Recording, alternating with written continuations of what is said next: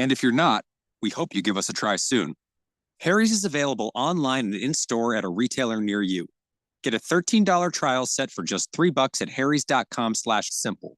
That's harrys.com/simple. Or check us out at your local Costco for a price you can't find anywhere else.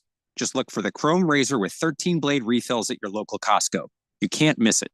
Exclusive to Costco members. Collins over to Lance for three. Goal line. Join the action at Desert Financial Arena and catch ASU's final home matchups with UCLA and USC as Pac-12 conference foes. First up, UCLA, Wednesday, January 17th at 7 p.m., followed by USC Saturday, January 20th at 12 noon. Get your tickets today, 480-965-5812, or go online to sundeviltickets.com. Sun Devil men's basketball, onward to victory. Attention business owners, do you need zero money down financing on new or used equipment? Meet Dylan Cohen at JR Capital, your gateway to equipment financing that breaks the mold. JR Capital offers zero money down financing options on both new and used equipment, vehicles, heavy machinery, and more. It's a game changer, giving you the power to enhance your operations without slowing you down or denting your cash flow. Need a boost in working capital or a flexible line of credit? Dylan can help your business get the cash flow it needs fast. The process is a breeze too, with a simple application and same-day approvals. No more waiting, no more hassle. Just a straightforward path to securing the funds you need faster and easier than asking your banker. Call Dylan Cohen at JR Capital today at 602-834-7353 or click on Finance with Dylan at moneyradio.com. Call Dylan Cohen 602-834-7353 and get the money you need for your business today. Hey, Ralph, got another solar question for you. Okay, but did you check out the Harmon Solar podcast first? The what? The Harmon Solar podcast. We put new episodes up twice a month that teach you all the things you ever wanted to learn about solar. We discuss things like how solar works, the roofing, sales process, demand management, everything solar. Show like this needs some real smart thinkers, huh? Well, yeah. So you got some really great guests then, huh? Almost every show. Is it on Spotify? Yep. iTunes? Yep. Just search it everywhere. It's the Harmon Solar podcast. Go check it out at harmonsolar.com. It's almost time for Arizona voters to pick their candidate for president. If you want to vote in the presidential preference election on March 19th, the law requires you to be a registered member with one of the recognized political parties participating in this election. This year, the Republican Party and Democratic Party are holding a presidential preference election. Get all the election dates and details at arizona.vote. This message is sponsored by the Arizona Secretary of State's office. KQFN AM Tempe, K257 CD Phoenix at 99.3 FM, K240 EU Fountain Hills at 95.9 FM. Mornings are better with Wake Up Call with Tony and Ron. Weekday mornings on 1580 and 99.3, The Fanatic. All right, people, settle down. Because it's time. Time for what? Showtime. When does it start? Right now. 3, 2, 1. Let's get on with the show. Let's do it.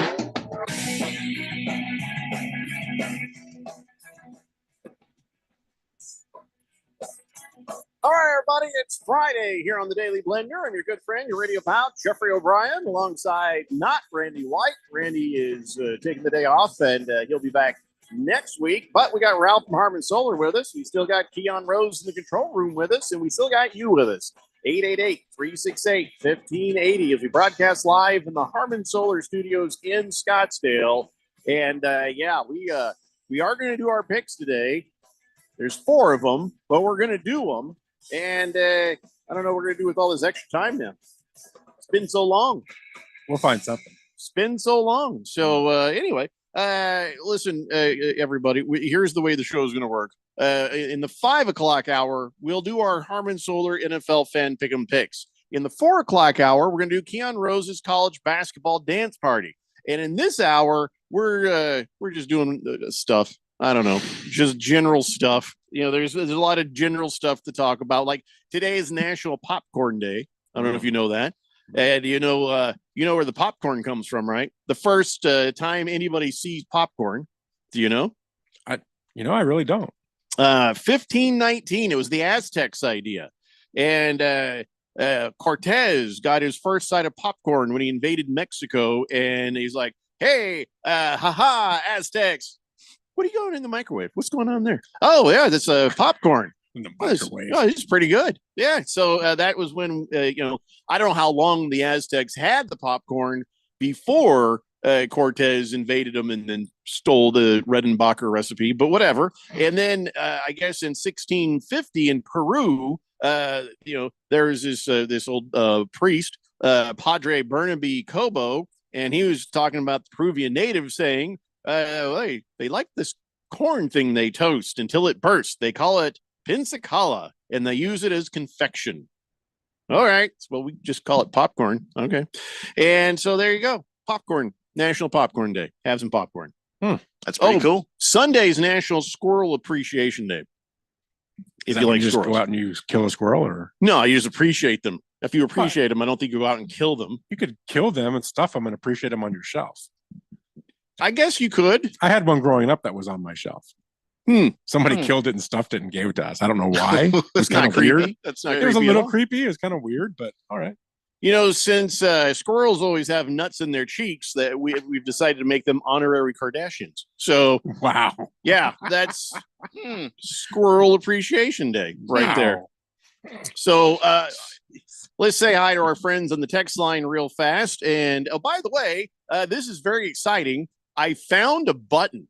So all these people speaking all these different languages have started texting in, and it has taken me some time. I have to open up all these translation screens, copy, paste, and then translate it. Well, it turns out there's a translate button in Google Chrome here. And so now I just read it like they typed it. So hopefully the translation works. And if it doesn't, well, whatever. Forgive me. I don't know your language. But yeah. So this is going to be a lot easier if you guys type in foreign languages. So 888-368-1580. Haruto says, Mr. O'Brien, Mr. Rose, Mr. White, enjoy your sports show. Very fun. Thank you for reading my article. See, there might be some things that get a little bit wonky on translation, but I think you meant thank you for reading my text. Does Romano translate to white? Well, he's a new guy, so he doesn't. Still, you got a beard, he's got a beard. I mean, Big George says, hello, gentlemen. TGIF, happy Friday. That's the only one I agree with. I don't like Happy Hump Day or Friday Eve, but Happy Friday, TGIF, I kind of go along with there.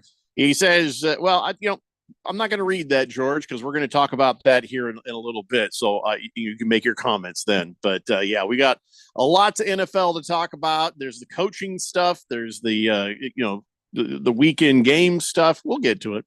CK says, good afternoon, fellas. Keon, beer me. See, he knows where the beer comes from when Randy's not here. There you go, CK. And he says, suck it, Ralph. See, he's completely aware who's on the show right now. Yeah, he's a little smarter. Mr. Wilbur says, yippee, extra time, funny joke Friday. What? No, we don't do this dumb crap like that. Some shows do, but we don't do that. Just if there's a joke, we're not going to wait till Friday. It just gets said. Hamilton Porter says, which one is more embarrassing? The Bill O'Brien hire or the Cliff Dingleberry hire? Did they actually hire him over at the Bears? Did they hire Cliff Kingsbury? I knew that he was talking to him. Yeah, I saw that he was talking to him. I didn't see a hiring there. But that would make sense. Why is that stupid? Cliff Kingsbury sucks. No, but you know why they would do that. I know why they doing would that do to it. make Caleb feel better about going to Chicago. But if he goes to Chicago, you have the draft pick. You will draft him anyway. He is already declared. Well, He's already hired an agent. But they're trying to make it a smoother thing for him. I understand that. But what would make it smoother is if you hired someone who was good at coaching. You'll fire at the NFL Kingsbury level. by next, you'll give him 6 months and fire him. You just want to get him comfortable. Just bring in the guy you want to have as offensive coordinator. I feel like there's a better way of doing this, Just Ralph. skip the part where you hire the coach. That's why Ralph is not a GM. Well, no, I understand the move. It makes sense to me. I understand the logic behind it. I'm just saying it's just an incomplete thought, because if you're going to end up firing the guy in a year, I think the thing that would be worse is an offensive coordinator change. And even worse, Cliff Kingsbury. I just like to see him leave SC. So, oh, I see. I do have motivation. The Jet says, hi, Ralph. I've been thinking a lot lately, and I figured out what is wrong with Ralph. Oh, jeez. Well, God help us. Go ahead. The biggest issue is Ralph has fictitious idols. Look at the teams that he follows. I mean, come on. What the hell is a Dodger? Why are they dodging stuff? Then you have the Lakers. The hell's a Laker? Is it someone who's on a lake? Not to mention the Seattle Seahawks, a fictitious bird that means absolutely nothing. You see, Ralph, if you would idolize real things in life, you would probably make much more sense. Huh. That was very, very well thought out and not completely wrong. I will find fault in it. I just need a few minutes. Yeah, I know, right? I mean, But it's I going will to take find a fault. minute. Yeah, All right. I'm going to find fault. Let me know.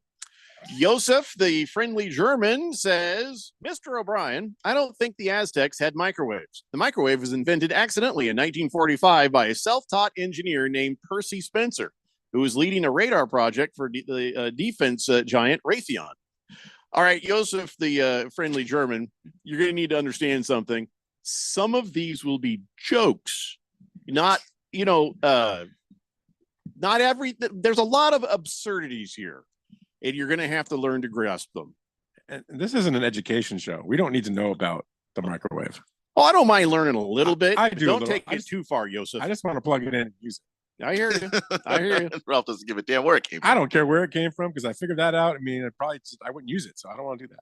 Haruto, our Japanese friend, says, sorry, Romano. I like that. He's called you by your last name. I didn't know that Dr. White wouldn't be here today. I sincerely apologize. Are you a Dodgers fan? I am, yes. Is there any other team to pull for? Haruto, are you a new Dodgers fan because of Otani and the other guy? So. Or have you been a Dodger fan for a while? If you were just moments ago an Angels fan, we understand. Kiss the Cook says, welcome to 1580's new episode of Lost in Translation. Well, I tell you what, though, this is so much easier now. I don't got to do the thing. This is great. I'm loving this. Heavy Metal Maniac says Cliff Dingleberry got a job in the NFL. Well, there's a surprise. Yeah, I haven't seen Bears are going to stink now. I have not seen that he's actually been hired yet. They're interviewing him. They're also interviewing Greg Roman, though. So not a done deal. And the Bears haven't declared that they're taking him yet. That's still up in the air. It would be a very Bears thing. Well, to I mean, they make got to that figure out what they're mistake. going to do with Justin Fields. I mean, And if they want to trade out of the pick, even if they trade with Washington and still take Drake May, for instance, you would still be picking up picks from Washington even in a swap like that. You're hoping for that. All of this, I'm okay with either guy. No, all of this I doesn't am. matter on the case of Cliff We don't Kingsbury, dictate though. anything. okay. Cliff Kingsbury is irrelevant to who they pick. Except for maybe the angle Ralph has been working, that it's a familiar face for. He's relevant to who they pick in that I think that whoever they pick is going to be stunted by him being there. They don't want him there. Good That's point. just like I Good happen to point. like both of these guys, Drake May and Caleb Williams, and I'd like to see them be good NFL pros. And you're just going to be behind the eight ball if Cliff Kingsbury is your coach. Well, I mean, he was in SC last year, and Caleb had a really good year. Yeah, but The team didn't have a good year, but he did. Yeah, but I and maybe it's just me giving more credit to Lincoln Riley because I've seen the Lincoln Yeah. Riley, Caleb Williams offense, and then they added Cliff Kingsbury, and he still had another great year. That's not. I don't know that tells me that Kingsbury is the reason why. I'm just trying to help him. Hurry Harry says, great move if the Bears hired Cliff. That way he's, not going anywhere near Seattle. Yeah, amen to that. Last Optimist says, Doc says I need to eat healthier. Seafood only. So I taught a pig how to swim before butchering it. Oh, brother. That's funny. That is almost as bad as Wilbur's joke. Wilbur says this one. I think we've all heard some variation of this, Jim. Husband walks into his bedroom where his wife is laying in bed, and he has a sheep under his arm. He looks at her and says, honey, this is the pig that I sleep with when I'm not with you. Wife looks at him and says, excuse me, but that's not a pig on your arm. Husband says, excuse me, but I'm not talking to you. Wow. Whoa. Why, Mr. Wilbur? Why? There's Wow. a lot of layers there that are just all wrong. The Jet says, as a new inductee to the Hall of Fame of Texters, no, you were not inducted. You can't speak it into existence. You might be able to bribe it into existence, but you can't speak it into existence. No. He says, I'm going to start texting in Spanish because your translation is hellishly funny. Well, listen, if you don't do that, I mean, that's on you. Whatever your dumbass says in Spanish and then translates back to English, if it's wrong, is on you. I will not be held responsible. Dr. Roadmap says the Brooklyn Dodgers dodged the trolley in their New York borough. You are correct, sir. That's right. Silver Pop says, I don't know what this is. What do you... breaking news. Dodgers signed Godzilla early this morning from North Pacific Ocean. 5 years, $200 million. Bona fide cleanup hitter. And they got a picture of Godzilla. I tell you what, this AI stuff is AI is really good. Everything looks very artsy, but the fingers, there's so many fingers. But I guess they're giving Godzilla the number 23. Ralph, I hope you're okay with that. I'm okay with that. And I like the signing. So let's talk about what happened last night. Grand Canyon University beat Utah Valley 78-65. Grand Canyon so far has only lost one game this entire season. Gabe McLaughlin did his McLaughlin thing, and predictably GCU beat Utah Valley. But at the end, there was a thing. There was a thing that happened, and it almost turned into fisticuffs. Utah Valley got kind of mad at Noah. Is it Amenhauser? Is that how you say it, or is it Amenhauser? Amenhauser. Noah Amenhauser. So I guess GCU did a little defense, got the ball, broke free, and then Amenhauser standing under the basket, and they throw it to him. Now he's expecting to get fouled, and nobody fouls him. So he's like, "Well, I'm standing here." And then if you watch the video, it is funny. And this is a guy who they just put in. He's not a starter. He's just a guy they put in at the end of the game so you can get a few moments. So he's standing there and he's like kind of sheepishly like, "Well, I've got the ball. Nobody's going to foul me." Bam! I dunk it. And he just did a fly sama jamma damba lamba and just put the ball down. And then he kind of walked off with a sheepish kind of like a smirk and look at his face. For some reason, Utah Valley got very angry. They got very angry. They're like, "What the heck, man?" And so the whole all the teams were in the middle of the floor. Coach of GCU was there trying to push his guys back, and I think this is something that the coach will probably handle. But the guy for Utah Valley got in there and they were pushing him and shoving him, and he was just kind of taking it, kind of like trying not to laugh as he kind of walked back towards the GCU guys. It was no big deal, but that's not cool, man. It was probably not cool on Noah's part. Yeah, and I only had the radio broadcast. I didn't see anything. But from what it sounded like, what it sounded like was Utah Valley was still pressing. So even though the game was basically in hand, if you're still playing defense, but they weren't. See, what happened was they broke the GCU broke free. It broke the spirits of the Utah Valley. The clock is winding down.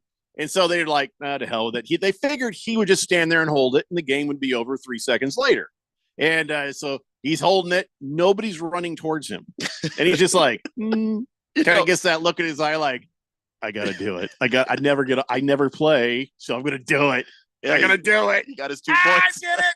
He got his 2 points.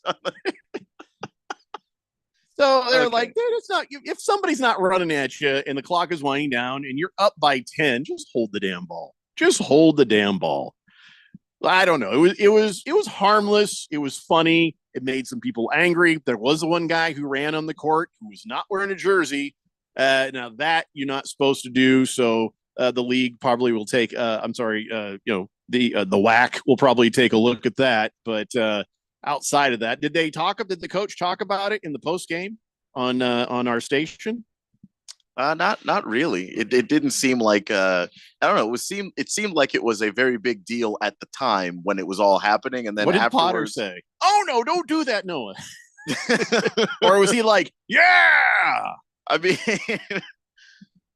he was more mad about the scuffle. I think that happened. Tanner Toolson went in and got mixed up with some people, and that was I think Potter was more incensed about the reaction and how strong that was. Yeah, but if we're fair, come on, Noah.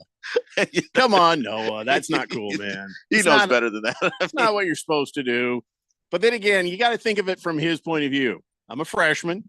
I don't get to play, but the garbage minute at the end of a game, maybe if I'm lucky, and he just had this grin, this look in his eyes, like, you know what I'm going to do, and I'm going to do it. A solid average of 2 points a game. He took every shove. He didn't even look at him. He just took every shove. And he's just smiling like, I don't even care. I don't even care.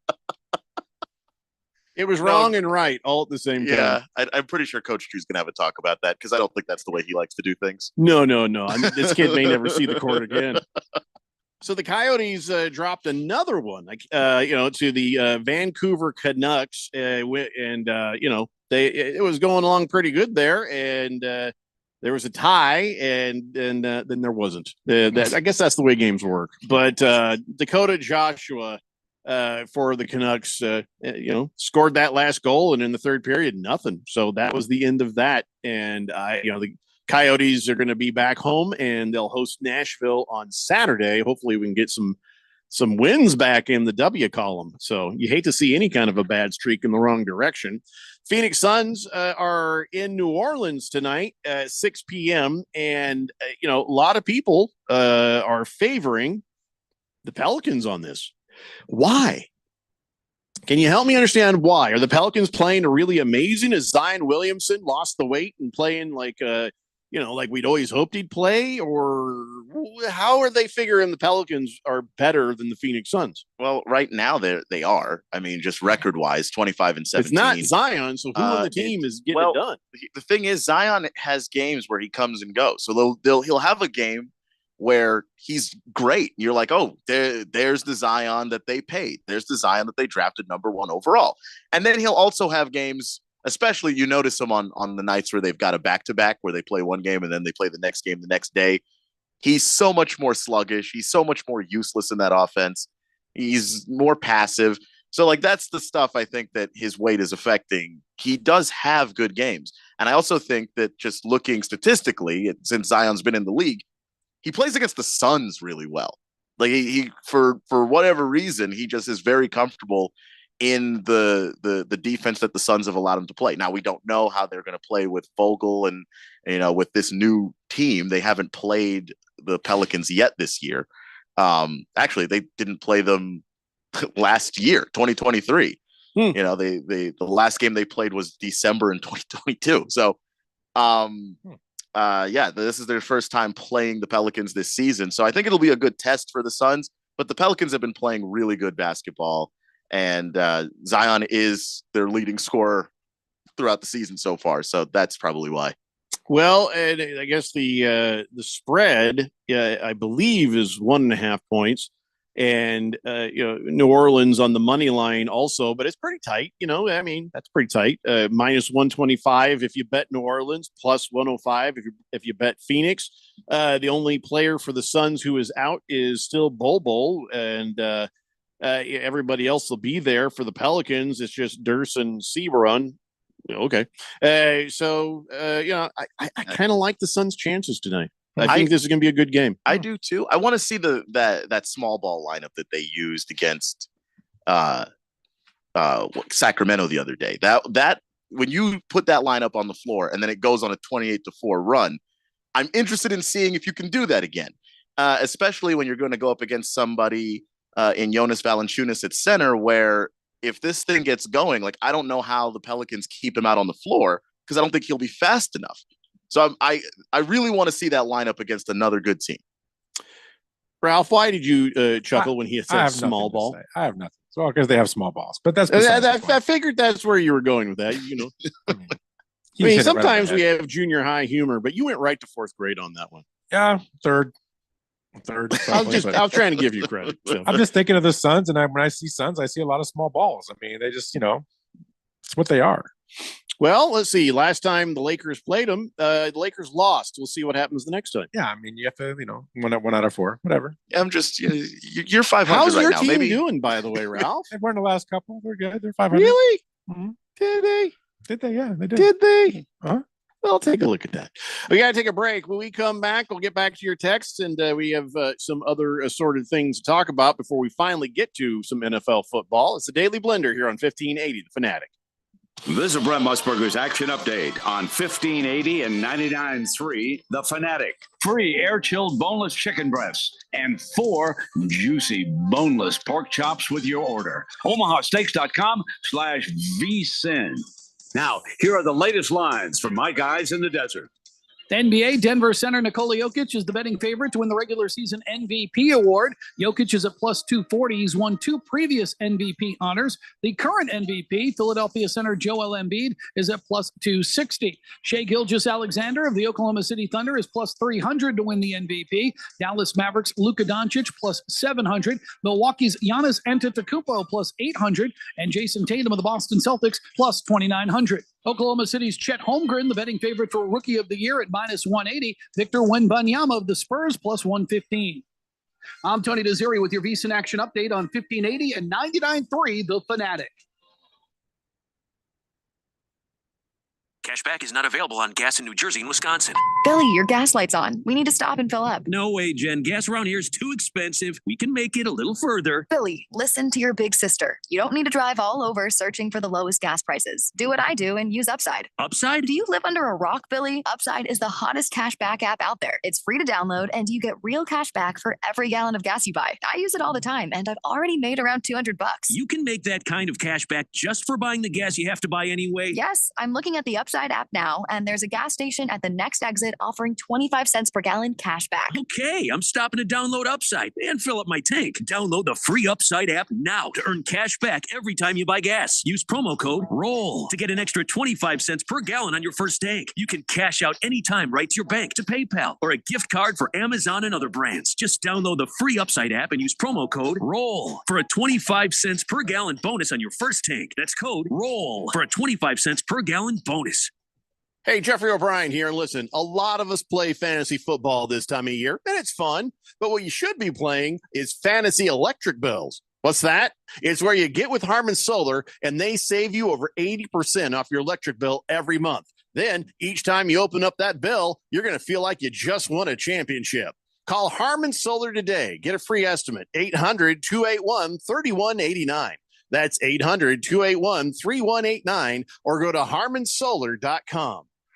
When you use Bounce dryer sheets and your clothes look amazing, it's the sheets.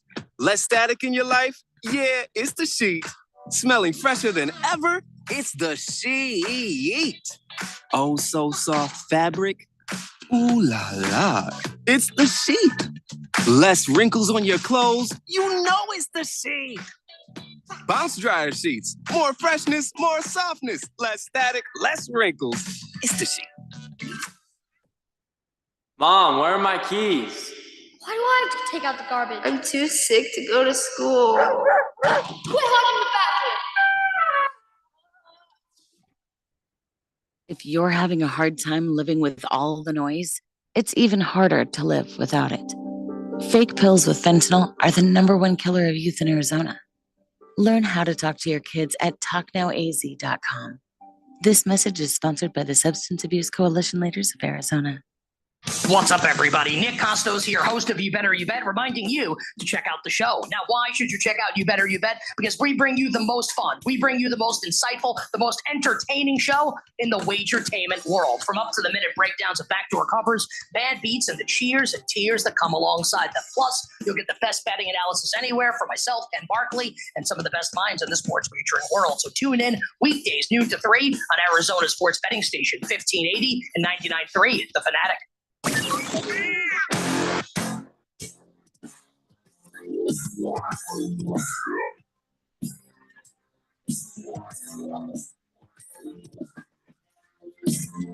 Dave Blender here on 1580, The Fanatic.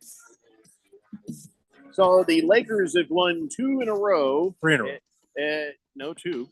No, they've won 3 You in a beat row. Dallas, you beat OKC, you lost to Utah, and you lost to Phoenix. You have What? not played Brooklyn yet. It is 2. Thought it was So 3. Suns have won 3 in a row. So suck on that, Ralph. Anyway, Wow. take it where I can get it. That's all. Let's go to the text line so we can move on to the next thing. And Pull the Plug says, if they got Kim's undies, support. Wait, what? Oh, sorry. That was from the yesterday. He says, you just used Kingsbury and stunned in the same sentence. Kingsbury and stunned were in style in the Arizona Cardinals. Yes or no?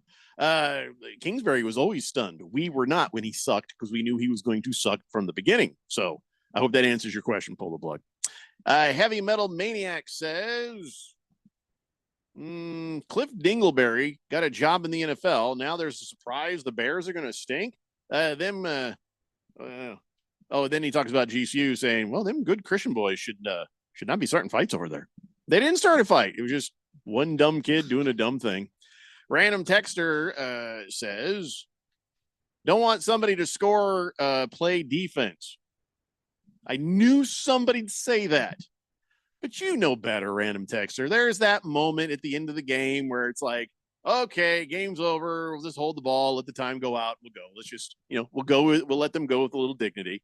And that's not what that was. Pierre says, Jeffrey, watched the Coyotes game against the down west Vancouver Canucks. Coyotes had a 1-0 advantage and they lost. I would have loved to see the Coyotes beat them arrogant bastards from the BC.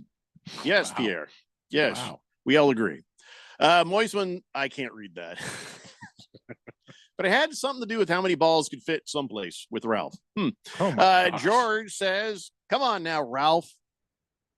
Okay. Nobody has worse small ball skills than the Los Angeles Fakers. LeBron has the smallest ball skills of all.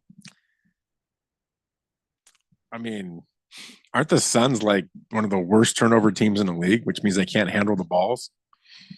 I have a theory on that. It means that they don't have a point guard. Regardless, they can't handle their balls. No, I feel like there's a lot of Vaseline involved. Yeah. So. Swazman says, remember, Jeffrey, that I paint straw hats. Well, I haven't forgotten.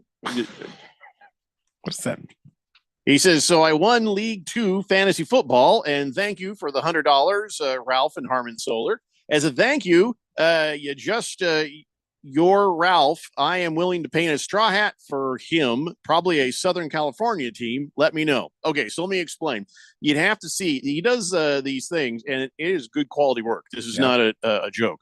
Swazman, he shows his, he's got an LA Rams straw hat, and he painted a bear straw hat. I'll have to send you some of these pictures so you know what I'm talking about. I want to see that. I would definitely want a Dodgers one since they'll probably win the next 4 or 5 World Series. I'll go with that. Why didn't you go with a Seahawks hat? No, I said LA team. I'll go Dodgers. These are all football. Do you do baseball hats? I think he does. I think I've seen him do a Cubs. If you don't do Dodgers, then I would do Seahawks, but yeah. I guess Ralph would like a Dodger hat. Yeah, I could wear it and put rings around it as they keep winning them. So yeah, that'd be good. When you get hit by lightning, the straw will set fire. It'll be worth it. I mean, I'll go to the stadium and I'll wear it. That'd be cool. Hamilton Porter says, ask the New Orleans Saints. It's not over till the clock hits 0. Keep playing to the end. That was unfair to them too. Mm-hmm. the Falcons. Fifth letter says, there it is. The Raiders will be in the playoffs next year. Okay. There's going to need to be some brakes pumped, but we will talk about what you're talking about. And he says, hey, you know what they're doing, though? They're working a deal to trade up to get the first pick. Caleb Williams might look good in the silver and black. So now that's interesting. I haven't heard any of those rumors. Is that just one of those things that Raider fans tell each other and they get all excited over? And then when it doesn't happen, they end up stabbing other people over? Or is this an actual, substantive rumor that you heard? Because I haven't heard anything like Probably that. Fantasy. I mean, I've heard about your coach. We'll talk about that in a minute. But, oh, my God. Talk about this ain't a rumor. This is a real thing. Sports Illustrated laid everyone off. Oh, jeez. Even the girls in the bikinis. Yeah, I guess mass layoffs are happening over there. And I'm not sure exactly why and what is happening. But they were like, well, probably going to lay a lot of people off, everybody. And they said some employees will be terminated immediately, paid in lieu of applicable notice, and yada, yada. And I think it's because that they were trying to unionize or something, or I don't know what it is. But, they're does that mean it's the end of Sports Illustrated, period? Well, if everybody's gone, that probably would be, because you wouldn't want to lose your digital team, because that's probably their only saving grace right now would be digital. Who gets that magazine anymore? Well, I know I only ever see their stuff on Twitter. I don't, Right. So unless you're in a doctor's office, maybe you might see one, but I don't know. I don't think they've been doing a paper thing. I think this all is online. It's all online now? Oh. Mm-hmm. I thought they still did paper. Well, I mean, maybe just the bikini issue. I don't know. True. So they let everybody know today via email. Everybody got fired by email today. Wow. Classy. Just the way it works, I guess. I don't know. I'm not sure what the whole catalyst of all this is, but I kind of enjoyed some of the Sports Illustrated stories I'd see there on the Twitters. I don't know. The Jet says, "Damn, Jeffrey, you have my full attention. How great would it be to see Ralph burst into flames after getting hit by lightning?" Wow. Oh, okay. I don't mind. Well, it's not specifically Ralph, but I'm game for seeing anybody get hit by lightning and catch fire. I mean, that would always have my attention. Fifth letter says, "Just wishful thinking. I do know Caleb has come out with a few teams you'd love to play for, and the Raiders were one of them. This was a couple months back. See, I knew he just made it up. You got Keon searching the internets there to see if there was some sort of a news story. It was just fifth letter, hoping out loud." Yeah, I looked. I didn't find anything. Is worth noting that the Raiders have the 13th pick. What it would take to go from 13 to 1, you wouldn't have a team left around Caleb when he got there. Just so you know. It's a high height from that point. Random Texter says, "Jeffrey, in reference to GCU and scoring with 3 seconds left to go in the game, do you remember the movie Rudy?" Okay. "You're not an official part of the team unless you make it on the field. Maybe in college basketball, you're the same sort of rule applies with scoring. If I'm a bench player averaging 3 to 5 filling minutes a game and I never get the opportunity to score, and I'm that guy, guess what? No defense, I'm scoring." Well, he's a very freshman. different. Very different. I presume he wants more playing time in the future. So that would be, let's not make the coach mad. Let's not put him in a position where it looks like he hasn't coached his team to have some level of class. You know, because he's the guy that's going to control whether or not you play more minutes and score any more points ever again. Yeah, but everybody, you know better. You know better. Yeah. Random texture. Cardinal Art says, "Been getting Sports Illustrated since 1984. So suck it, Ralph. I just got a new copy yesterday. That might be your last one." So then they have paper copies still. That's what I was saying. I guess. So why should I suck it? You suck it. You suck it. Oily Stool says, "Maybe Sports Illustrated should not have put a dude on the cover of their swimsuit edition last year." I don't think that has any thing to do with it, Oily Stool. You know, and I guess we won't send you a Bud Light. Really, quite frankly, they also had this whole scandal where they had AI generated articles. They made up reporters for it. Like they have a few things going on that brand is not what it was. He says, "I didn't buy the Sports Illustrated bikini issue last year because of that." All right, well, that's your choice. That is your choice. Got to agree. I'd probably flip that page pretty damn quick. Just me, because I burn that page. Somebody else isn't interested, and that's all fine. Fifth letter says, "Bears are keeping Fields, and they need weapons for him. Renfro and Myers are bait, along with draft picks, and Josh Jacobs can be on the table. Rookie Zamir from Georgia is a bad boy." I have to go back and look at what the Panthers traded to get Bryce Young from the Bears, but understand that they're going to take more from you than that. You're not getting this done with just Myers and Renfro and some picks. They're gonna rake you over the coals to go from 13 to 1. That's just a fact.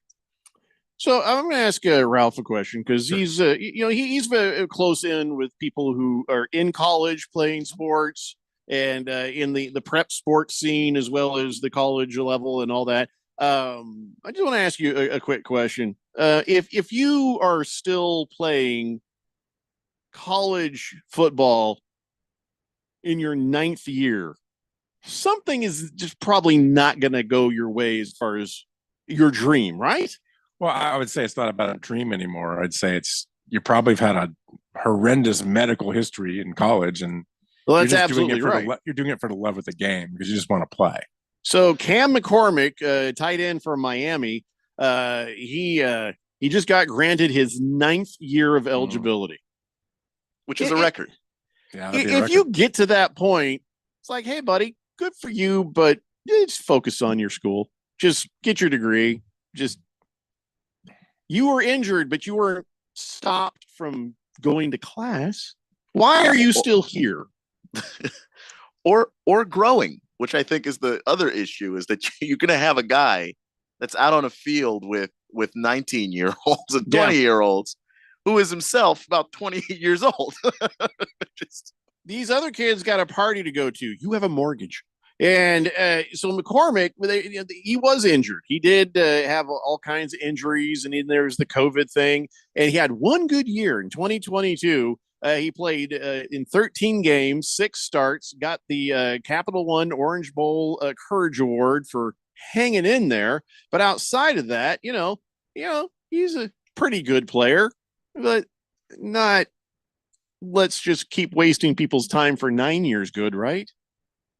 If you play college football for 9 years, that Ralph is right. There's an injury history stuff there, but it's also pretty clear that, as the commercial says, you are going pro in something other than sports.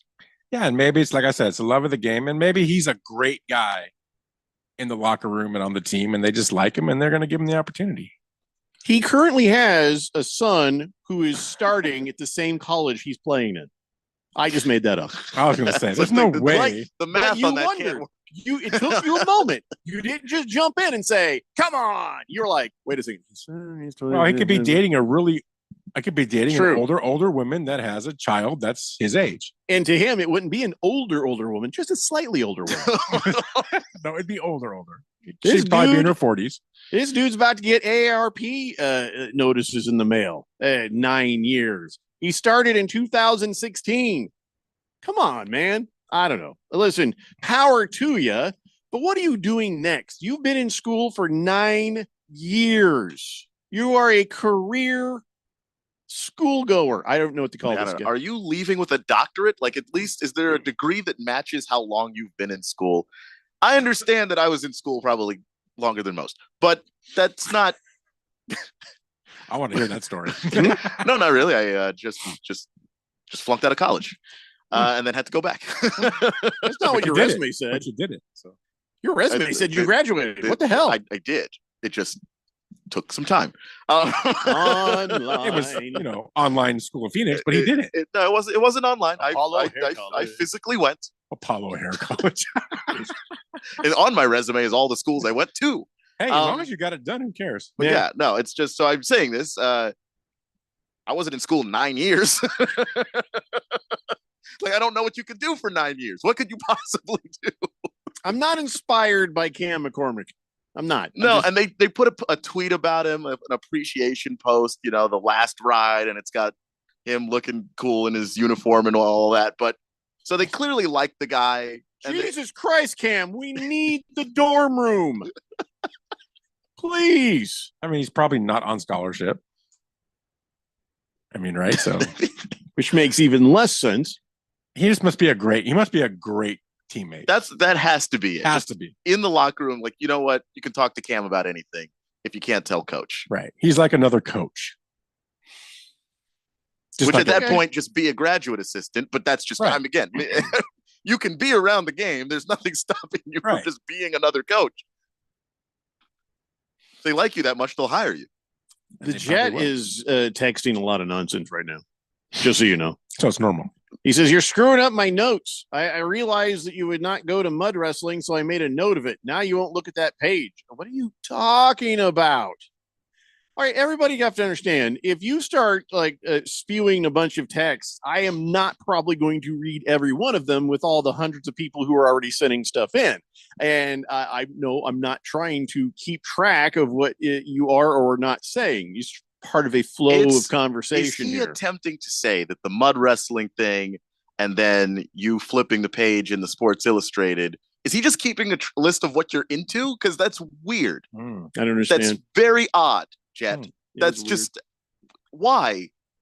Jonesy says, "Great guy, great teammate, but grammar is hard." Yeah. It's School hard. Just another face in the crowd says, I'm not a master of the English language, but I think a school goer might be called a student. See that? I mean, you can, but a school goer is an accurate sentence to say. I like school goer better. Cardinal Art says, Ralph, my mom said you suck. My mom said you suck, he said? Well, you suck a golf ball through a water hose or a coffee straw, your choice. She's the one who ordered her boys' newspapers, East Bay and Sears Roebuck, as well as Finger Hut magazines as young lads. I remember all of those. That all went weird. Yeah, I mean, I don't understand the point there, but I remember all those opportunities. I mean, Finger Hut and Lacrosse guy wants to know if you are a 49ers fan or a Ravens fan. Who? Mr. Frontrunner. He wants to know. Me? Yeah. Okay, so you can ask Raven Kid if I'm a Ravens fan. That'll be a no. Well, you were a Rams fan until they lost. So is there anybody from LA, left? But I get that. So no, who am I pulling for? I guess would be the question. I'm not pulling Big for the time Niners or the Big Ravens. time. No, I'm actually pulling for the Lions because it's a good story. Yeah, that's a nice story. That's cool. And I'd like to see the Texans win another game, but I don't think they will. No, but I am pulling for the Bills. All right, there's your answer, Lacrosse guy. But I'm not a fan of theirs. I'm just pulling for them because I'm a football fan. Prison Wallet says, hey, Ralph. Hey, Prison. All right, we have to take a break. And when we come back, I don't know. We're going to do something. It's the Daily Blender here on 1580, The Fanatic. Oh, this cold. Honey. Honey? Honey, you need DayQuil Severe Honey. DayQuil Severe Honey gives you powerful cold and flu symptom relief with a honeylicious taste because life doesn't stop for a cold. Okay, I'm ready to go. No, I'm getting a cold. Honey. Try DayQuil Severe Honey for powerful cold and flu relief. DayQuil Severe with honey flavor. The daytime coughing, aching, stuffy head, fever, honeylicious, power through your day medicine. Use as directed. Keep out of reach of children. 2 yards should be just a nice, comfortable 9-iron for him. They're going to go nuts when he hits this thing.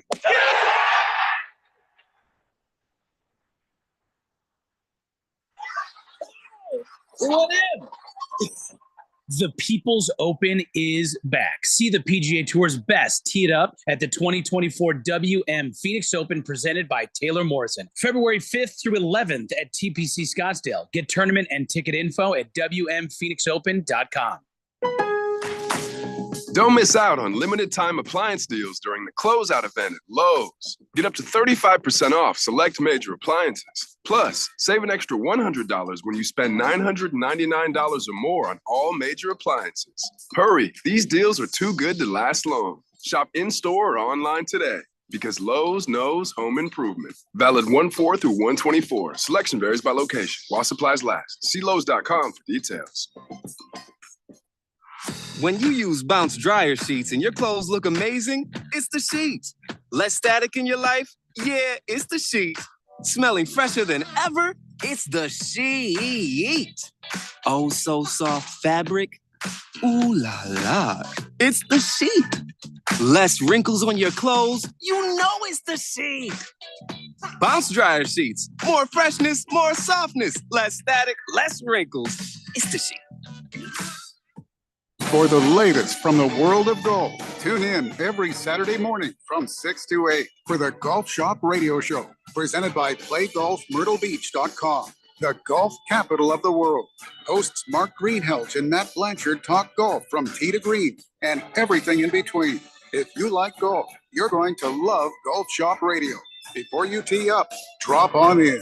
Welcome to the Golf Shop here on 1580 and 99.3 The Fanatic. 80% of youth in Arizona don't drink, smoke, or use drugs. Want to know the reason why? It's you. Kids say not disappointing their parents is one of the main reasons they choose not to drink or use drugs. Visit TalkNowAZ.com because while you might worry you aren't getting through, you are. Keep it up and stay up to date about the latest Arizona drug trends at TalkNowAZ.com. This message is sponsored by the Substance Abuse Coalition Leaders of Arizona. This is Brian Musburger. Don't miss Betting Across America, Saturdays at 11 a.m. right here on Arizona Sports Betting Station, 1580 and 99.3, The Fanatic.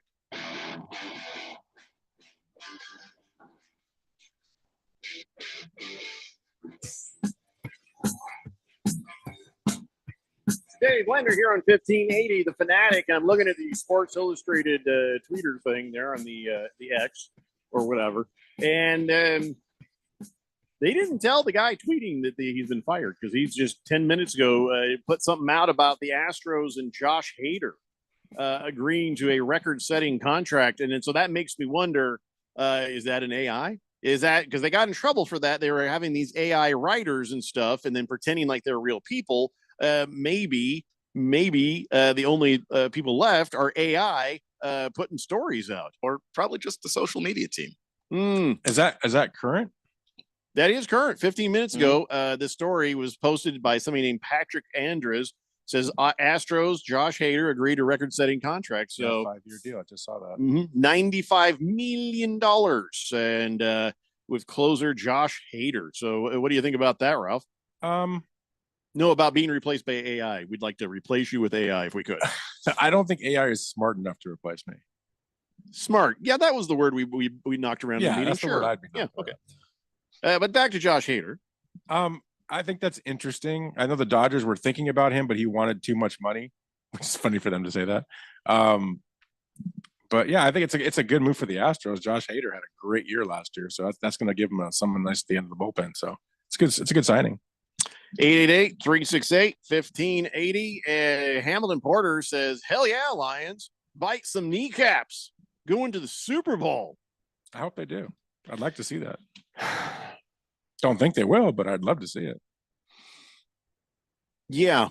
Well, we're going to do our picks later, and looking at the path for the Lions to go to the Super Bowl, it is not impossible. No, it's not.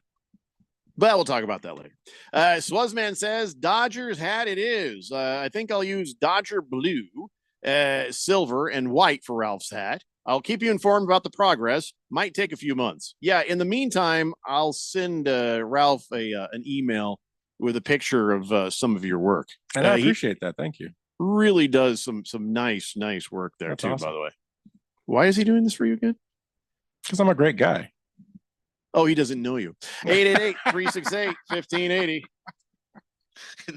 We're going to get very busy, and so I want to get some things out of the way. It's time now for your man of the day, and everybody is going to be able to agree this is a pretty good one. You can't argue this one. It's not some dumb Guinness Book of World Records. There's no controversy. 1 year ago, a guy in New Jersey named Jim Alturo decided he was going to help clean up his town, and he's like, I'm retired. I got time. So I'm going to go around. I'm going to pick up cigarette butts because people are always tossing them out the window. It's Jersey, right?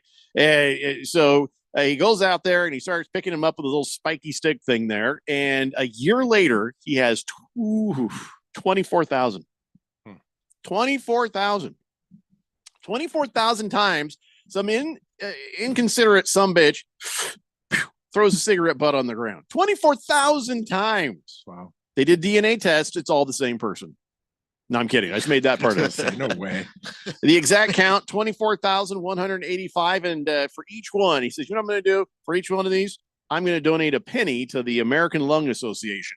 So not only did he walk around town for a year, cleaning up after inconsiderate a-holes, he also wrote a check for $241.85. He's like, he says, yeah, I know it's not that much money. He says, but every penny helps, right? He's just a really cool guy. So man of the day, Jim Alturo. I think we can all agree on this. I agree. Yeah. All right. The other part was he did smoke the rest of the what was left of it on each one of them. Pretty gross, but he has stage 4 cancer. But he has cancer now. Yeah. That's made up all of that except for the part about him doing stuff he did. So that's a good man of the day right there, if you ask me. Now, listen, I always like to share scientific information with men that helps with your arguments. But I want to warn you, having the argument might not be a good idea. Here's a study. You can put this in your pocket and you can use it when you need it. Not sure if you should. Researchers at the University of Illinois say the old stereotype that men are better at navigating might actually be true. But not for the reasons you think. They had men and women try to navigate their way through a city using only a map or verbal instructions. Guys perform significantly better than the women did. Experts used to think maybe men evolved to be better navigators by doing more hunting and gathering, but a study over a decade ago said, no, that ain't true. So why would men be better at finding their way around than women? Well, they think it's because men get more practice at it, especially when they're young. Society encourages boys go outside and play more than it does girls, so they might develop more of those navigational skills at a young age and have more time to hone them throughout their life. They also it's just a trend they saw, so it's not a hard fast rule kind of thing. Plenty of women who are great navigators. My wife is good at it, and I'll tell you what, this wasn't mentioned by the study, but one thing I've noticed about women and the difference between them and my wife understands north, south, east, west. She doesn't want you to tell her turn left at that thing, she's like, turn east here, turn west there. She goes by actual compass direction. And when you have that sense of direction, you generally are better at finding your way around as it is. So credit to my wife, but in general, men are just better at figuring these things out than women. I don't know. I think it's true. I've seen this study. And what you just said is a really valid point. I can go outside and tell you where's north, south, east, and west. My wife cannot. Right. She has no clue. And she is currently trapped in a closet downstairs. Well, that's besides the point. I mean, and her beatings that she gets daily, we don't want to talk about that. But yeah, I mean, she gets to give you. Yeah, she can't go outside and give you, but she can't go outside and do that. And most women that I know can't do that. It's funny, except for the ones I grew up with that were kind of tomboyish, they can. Because they left the house. Well, maybe this thing about playing outside had a little something to do with it. I mean, and it might have. It's very possible. And I remember growing up when we were young, I used to drive around LA with a Thomas guide. Do you remember Thomas guides? Because we didn't have GPSs. When I was 18, when I started in radio, actually, because I stopped doing stand-up comedy, I started in radio. During the rest of the day, I was working like 3 jobs, and one of them was delivering pizzas. And I used the Thomas guide to find where I was going faster. It's Keon, it's a map, it's paper, it's actual paper, it's like a book, and it's you like flip this thick. Yeah, you flip pages to the page neighborhood by page, and you have to go from that page to wherever that says continued on page 3000. You have to go to that page. It's not an app that you update. How you throw old it do away you and think buy I a am? new one. How old are you? Yeah. Do you use the Thomas guide? I never used the Thomas guide, no, but when me and my dad would drive across country and stuff, we would use a map. That's different though. Because there weren't smartphones when I was a kid either. But a cross-country map is one thing. A Thomas guide is a highway, no big deal. But the Thomas guide, there's all these neighborhoods. I understand. And if it's wrong, you are so screwed. I didn't have a phone that used apps until I was well into college. You don't know which college. Taking a pencil and drawing the road. That's a good point. That's a good point. The first one. Because it's changed or they got it wrong. So you had to sit there and draw like your Magellan, like updating your own map. And remember the contents in the back had all the streets, and you have to go there to find the page it could be on. Maybe. Yep. Yep. I was good at it. I was really good at it. I enjoyed it. I missed that a little bit. When I was delivering pizza, I did not have a smartphone, so we had a map in the restaurant, and big then map on the wall that showed the delivery area. Like, so here you are. You just look at all the streets that you got to go up to, write it down if you can't remember, and go like that. I didn't have apps, man. A previous study looked at the spatial awareness skills of men and women who had similar upbringings, because we're still talking about being a tomboy or being brought up as a boy going outside.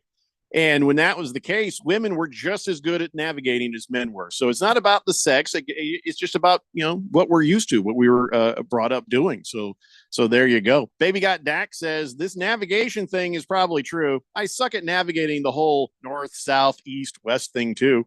Hey, but at least you listed them. You know them. Can you spell them? Yeah, you got you got it. Yay. Big George says, when I was a kid, I loved reading and drawing. Yes.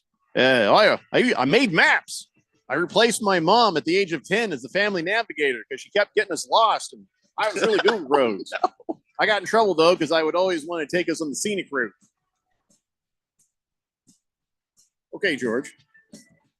I can just picture George and his family driving down the road, and half of his body sticking up out of the sunroof, holding the map. Because I just imagine him as a 7 foot tall 10-year-old.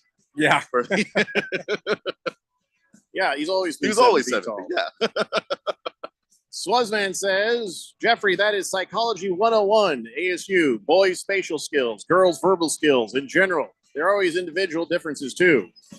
Well, I know, I'm just saying, but this is a new study that actually addresses directions and stuff. So, shut up. Anyway, we got to take a break. This is 1 hour down. We got 2 to go. College basketball and picks coming up. It's the Daily Blender on 1580, The Fanatic.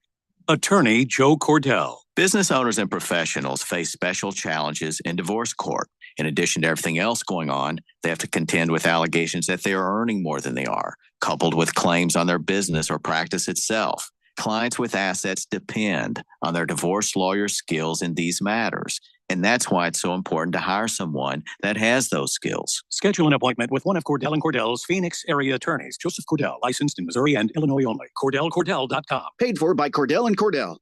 When it comes to covering the high school sports scene in Arizona, AZ Preps 365 has all the answers. Every Saturday morning from 8 until 10, they break down games, interview the newsmakers, talk with coaches from around the state, and stay up to date with what's happening with prep athletes and breaking news from the Arizona prep scene. It's AZ Preps 365, 8 till 10 Saturday mornings on 1580 and 99.3 The Fanatic, and always on at 1580thefanatic.com. Remember the old phrase, double your pleasure, double your fun? Well, that's exactly what you get at Kasai Japanese Steakhouse, now with 2 Valley locations. When it comes to Asian cuisine, no one does it better and more authentic than Kasai, where talented teppanyaki chefs create the food, the fire, and the fun of teppanyaki. Kasai Japanese Steakhouse is not just dinner, it's dinnertainment. A memorable dining experience where a delicious 7-course meal is prepared right at your table with flair. It's a perfect choice for celebrations, date night, or a night on the town. Choose from over 30 different items and combinations of teppanyaki, Asian fusion, and innovative sushi. Happy hour is always on fire and offered daily with specials on appetizers, teppanyaki, sushi, and all cocktails. Celebrate 2024 anytime in either of their 2 locations, Scottsdale Road in Thunderbird, and now open in Peoria at the 101 in Northern. Go to KasaiTeppan.com. That's KasaiTeppan.com, or search Kasai on your mobile phone. For the latest from the world of golf, tune in every Saturday morning from 6 to 8 for the Golf Shop Radio Show, presented by PlayGolfMyrtleBeach.com, the golf capital of the world. Hosts Mark Greenhelch and Matt Blanchard talk golf from tee to green and everything in between. If you like golf, you're going to love Golf Shop Radio. Before you tee up, drop on in. Welcome to the Golf Shop here on 1580 and 99.3 The Fanatic. When you use Bounce dryer sheets and your clothes look amazing, it's the sheets. Less static in your life? Yeah, it's the sheets. Smelling fresher than ever? It's the sheet. Oh, so soft fabric? Ooh la la. It's the sheet. Less wrinkles on your clothes? You know it's the sheet. Bounce dryer sheets. More freshness, more softness. Less static, less wrinkles. It's the sheet. KQFN Tempe. Also transmitting on K25CD Phoenix at 99.3 FM. And K240U Fountain Hills at 95.9 FM. All right, people, settle down because it's time. Time for what? Showtime. When does it start? Right now. 3, 2, 1. Let's get on with the show. Let's do it.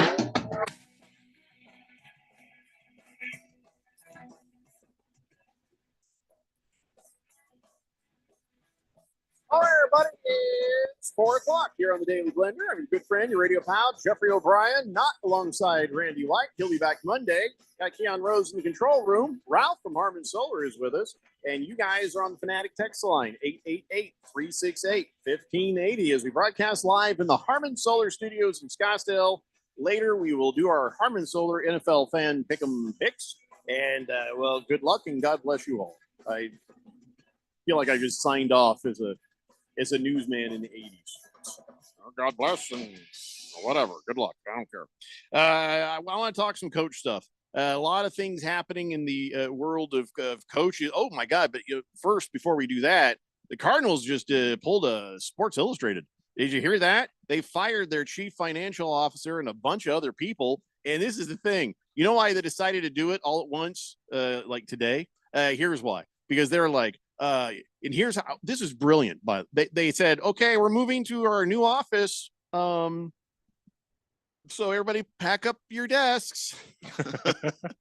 And, put your name on the box so we know it's yours. Because then Thursday, when the movers come, so then they got everybody packing up there. Okay, real quick, I need a meeting with you, and you. Bring your stuff.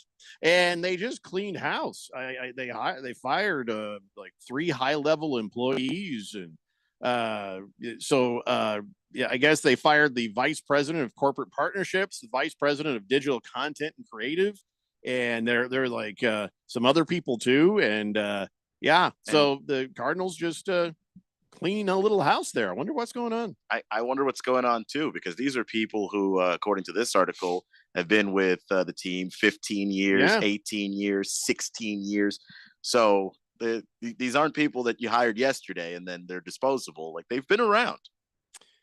So guys, we'll keep an eye on what's going on with the Cardinals. I know it's not coach stuff, but that certainly keeps my attention. That does matter. What makes you fire a VP of digital content? Well, I wonder if some of this has to do with the bad press the old Michael Bidwell's been getting lately. And I wonder if some of these people might have been on the wrong side of old Bidwell. I'm wondering. I'm not stating, I'm not saying, I'm just wondering. Possible. Because it's weird. Because just like these kind of random, right? Yeah. So if you, I mean, makes sense. I've fired people for less. When I tell you not to make eye contact with me, you don't make eye contact. Oh my God. Depending when, right? Yeah, true. That's also good. 888-368-1580. Cheesehead Bill says, you should know now, Ralph, the picture of my beautiful collection. Oh, he can't see the text line, Cheesehead Bill. But Cheesehead Bill, he keeps sending us pictures of every single gun he owns on the bed in his house. Cheesehead Bill does. 50 cal. Let me see. 1, 2, 3, 4, 5, 6, 7, 8, 9, 10. This is ridiculous. There's about 25, maybe 30 guns there. That's awesome. Yeah. The 50 cal is just. I want to see the 50 cal. Is that a handgun? Is it a Desert Eagle, or is it a cannon, or what is it?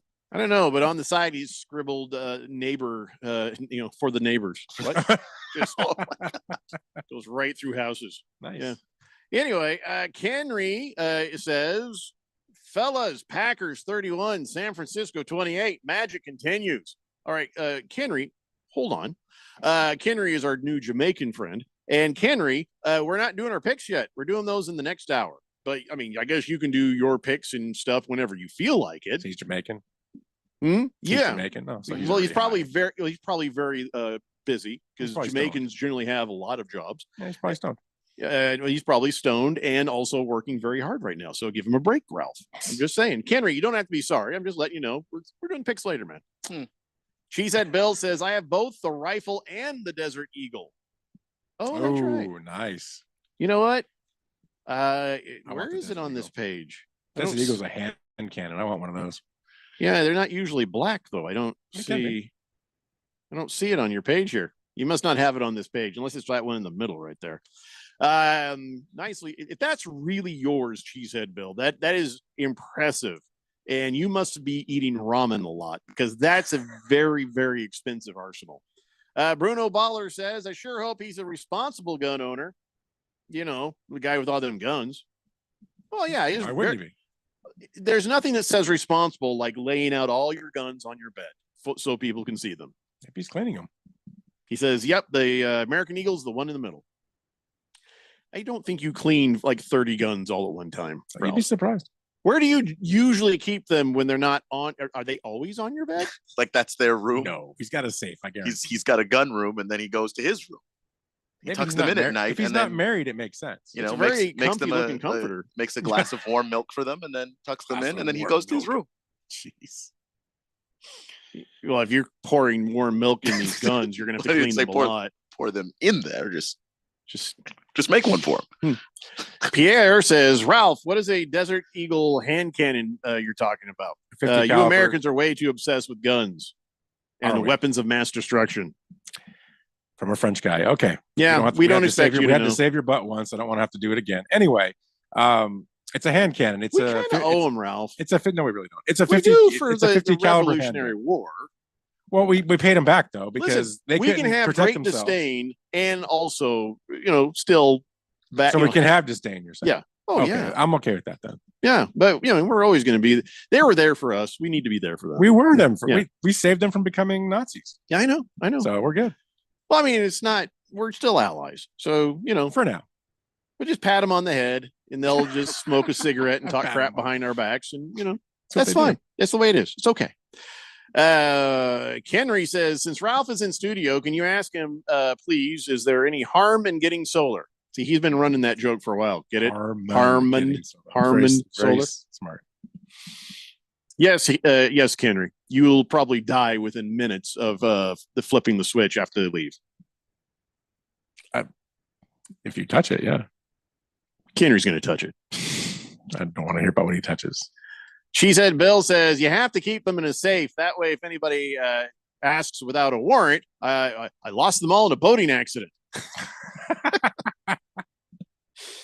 Scratch Me Because says, I can't believe Ralph said he beats his wife. First rule of Beat Your Wife Club is you don't talk about Beat Your Wife Club. When you're Italian, you talk about it. Man, you know what though? You wish you were brave enough. You've met my wife. Yeah, your wife. There's probably a box that she makes you crawl into, and she puts a padlock on it and pokes you with a broom through holes in it. That's probably the reality. Sounds like a fetish. I'm not into that. Last Optimist says Bidwell hired a new president to run non-football side last year. This year, he's really cleaning house. Hamilton Porter says, remind me not to make Cheesehead Bill angry. Well, I think that goes for all of us. Cheesehead Bill, he's now the chief of Daily Blender Security. God bless Cheesehead Bill. Yeah. Big George says, too bad the Cardinals didn't get rid of, the one guy who's the main problem with the organization, the owner. Yeah, you know how that goes. And we've talked about this before. Being a racist, you lose the team. Being a sexual assaultist, you lose the team. Being an a-hole, you do not lose the team. And so far, unless they show some proof and evidence on the racism end, he's just an a-hole. So you're not going to see him probably lose the team. Just another face in the crowd says, you guys should have to use a Thomas guy. Oh, you're like challenging us, huh? In Phoenix during the 90s, with all the subdivisions, all those new subdivisions, everything was so new. My last guide had 28 pages of proposed streets. Well, that's the thing is if you're really using those guides and you come across, you can draw them in there yourself and you're good, man. Fighting Wampa says, man of the day, more like butthead of the year. Oh, the guy picking up cigarette butts. Fighting Wampa.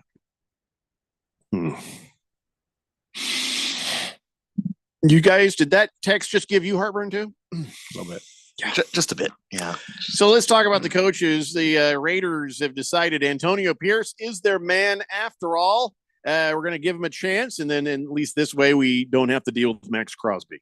And so I guess that's a win-win. And I kind of like it. I mean, I think he does deserve a chance to continue to prove, that he is the guy because, he stepped in after they fired Josh McDaniels and had success. There's a lot of things that still need to change about that Raiders team, but Antonio Pierce, at least during that span of time, showed himself to be pretty competent and really, maybe more importantly, just a really good leader of men, and got them to step up and play beyond their talents. So give him a shot, man. Give him the shot, and he's getting it. They're finalizing that deal right now. So.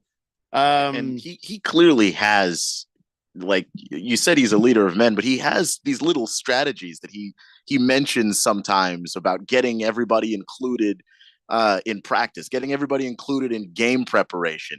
He sees, the practice squad guys aren't going to play in the game. They're a little disengaged. You guys are coming to the game too. Like stuff like that they're little things, but it gets a locker room to buy into what you're doing. And if he can have a staff where he doesn't necessarily have to focus so much on the X's and O's and just make sure that every position group is doing their job, focus on technique, those things. I think he can do a really good job for the Raiders. Raiders still need to figure out who their GM is so they can get about the business of filling the needs that will help Antonio Pierce have a better chance of success because there are some things that need to be figured out. You got coordinators to figure out. You got draft to figure out. There's still some things to figure out before the Raiders are a real contender. But yeah, I like this. Antonio Pierce, head coach of the Raiders. Hey, Keon, this is about a couple of your guys. Do you think Jay Gruden will ever coach in the NFL again? Do you think that? No. Okay, because he said in passing, "Oh, well, I'm retired." It's like, okay, good.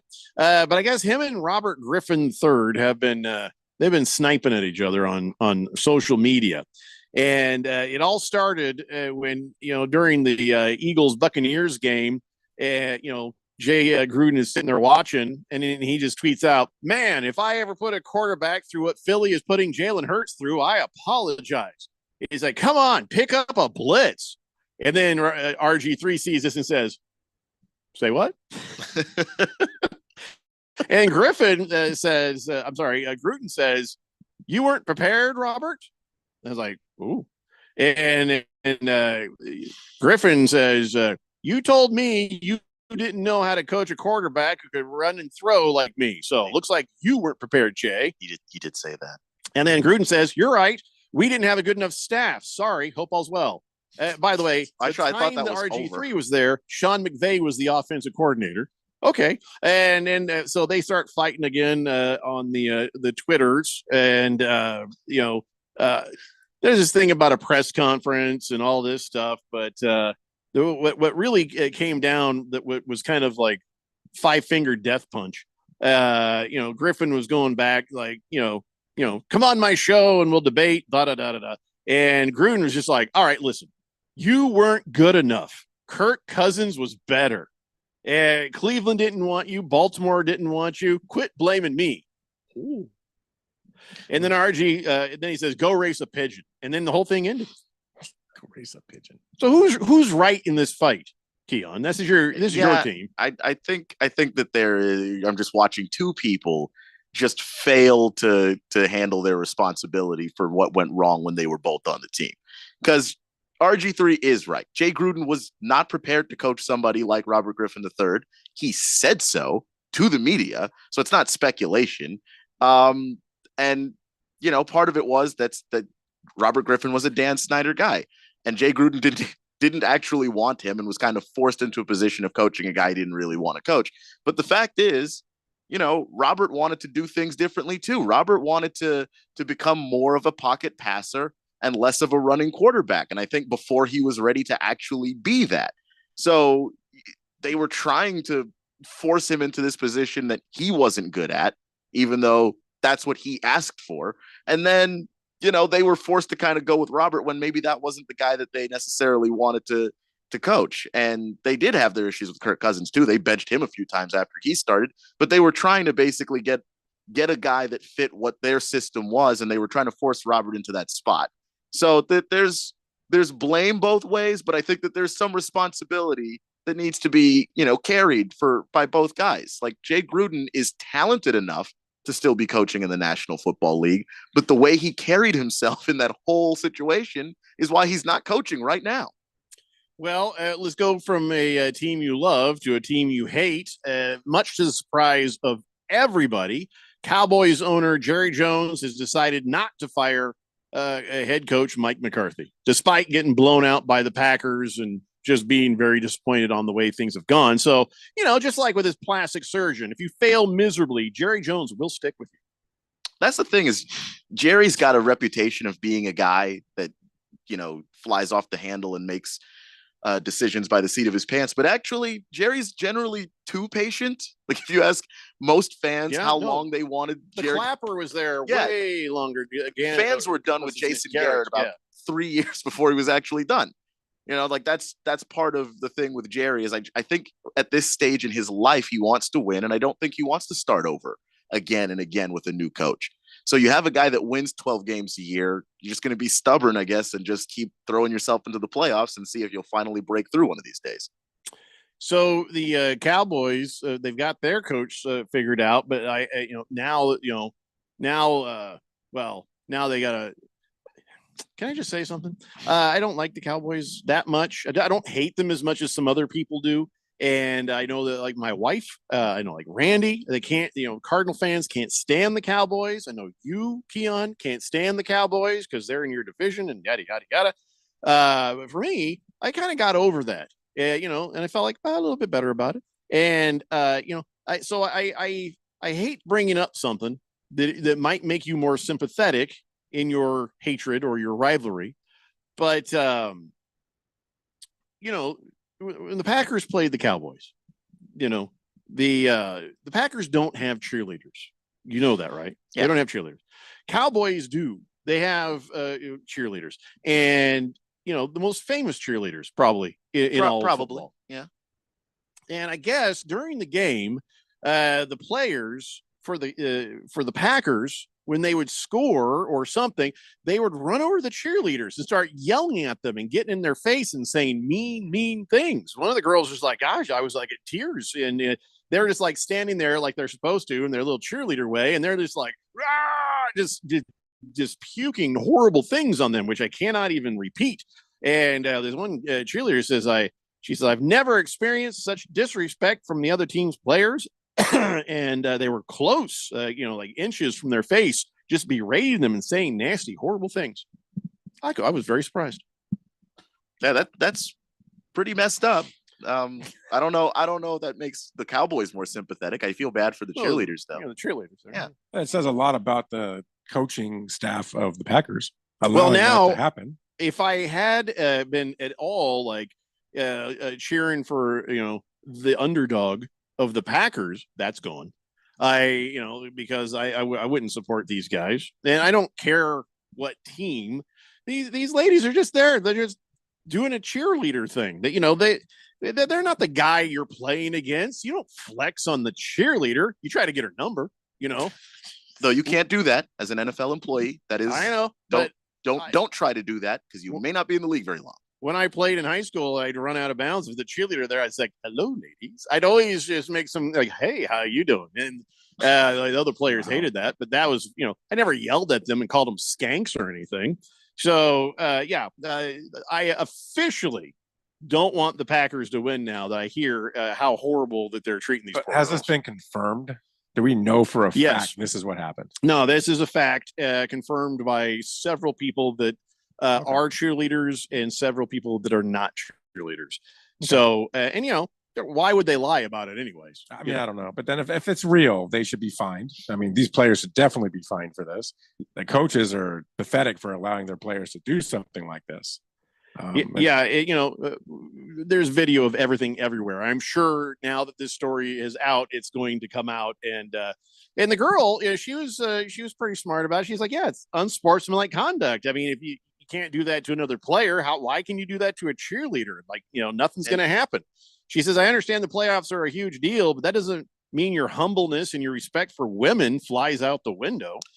So yeah, this is the National Football League. You sure about that? Well, that's also a good point. I just think that when it comes to this kind of thing, like just the self-awareness to know you don't like it when fans come all the way down and say things to your face, say stuff about your family, say things that are derogatory to you. The players across all sports have a problem with this. These are not competitors. They're cheerleaders. Moisman says, you hear that, Cheesehead Bill? Jeffrey's not rooting for your Packers. Yeah, Cheesehead Bill's not mad at me. He's mad at his own players. Yeah, because you just want the guys that you root for to be better than that. I mean, you can understand how testosterone and the situation could take over, but it doesn't justify doing that. But I can see it happening only because, think about it. You walk in there as a team that you should have gotten blown away, and you're beating up on this. I mean, it was a ridiculous beat up. And so their testosterone went through the roof, but they pointed it at the wrong people. Talk to the players, talk to the coaches, talk to the fans even. They've got the youngest team in the league. So like the likelihood of dumb decisions just shooting through the roof. Definitely part of it. Cheesehead Bill says, as a Green Bay fan, They should be fined and or suspended, even if it means we lose. See? Cheesehead Bill is a man of integrity, even though he is a man of many, many weapons. I do not fear Cheesehead Bill. Cheesehead Bill is my friend. Bruno Baller says maybe Jerry Jones is still making a lot of money off the Cowboys, so going through the whole process of finding new coaches too exhausting for him right now. Well, it's just that if you try and hire a guy after McCarthy and the next guy can't even win you the 12 games that you've done for 3 years in a row now, and say you missed the playoffs, now you've gone backwards, and now what do you do? But he has to look at the season as a whole. I get that everybody wants to react to one game. I want to react to one game.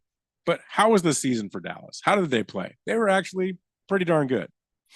Yeah, right. I mean, they were pretty every darn year good. they're pretty darn good. Every this is year probably they're the best 12 win good, but they can't quite get past the important part. And their problem, in my opinion, I mean, this is my opinion, and they're about to lose Dan Quinn probably, which is going to really hurt them next year. Yeah, but I'm not a believer of Dak Prescott. Now, Dak Prescott had a good year, but I've never seen that guy be able to step up in a big game.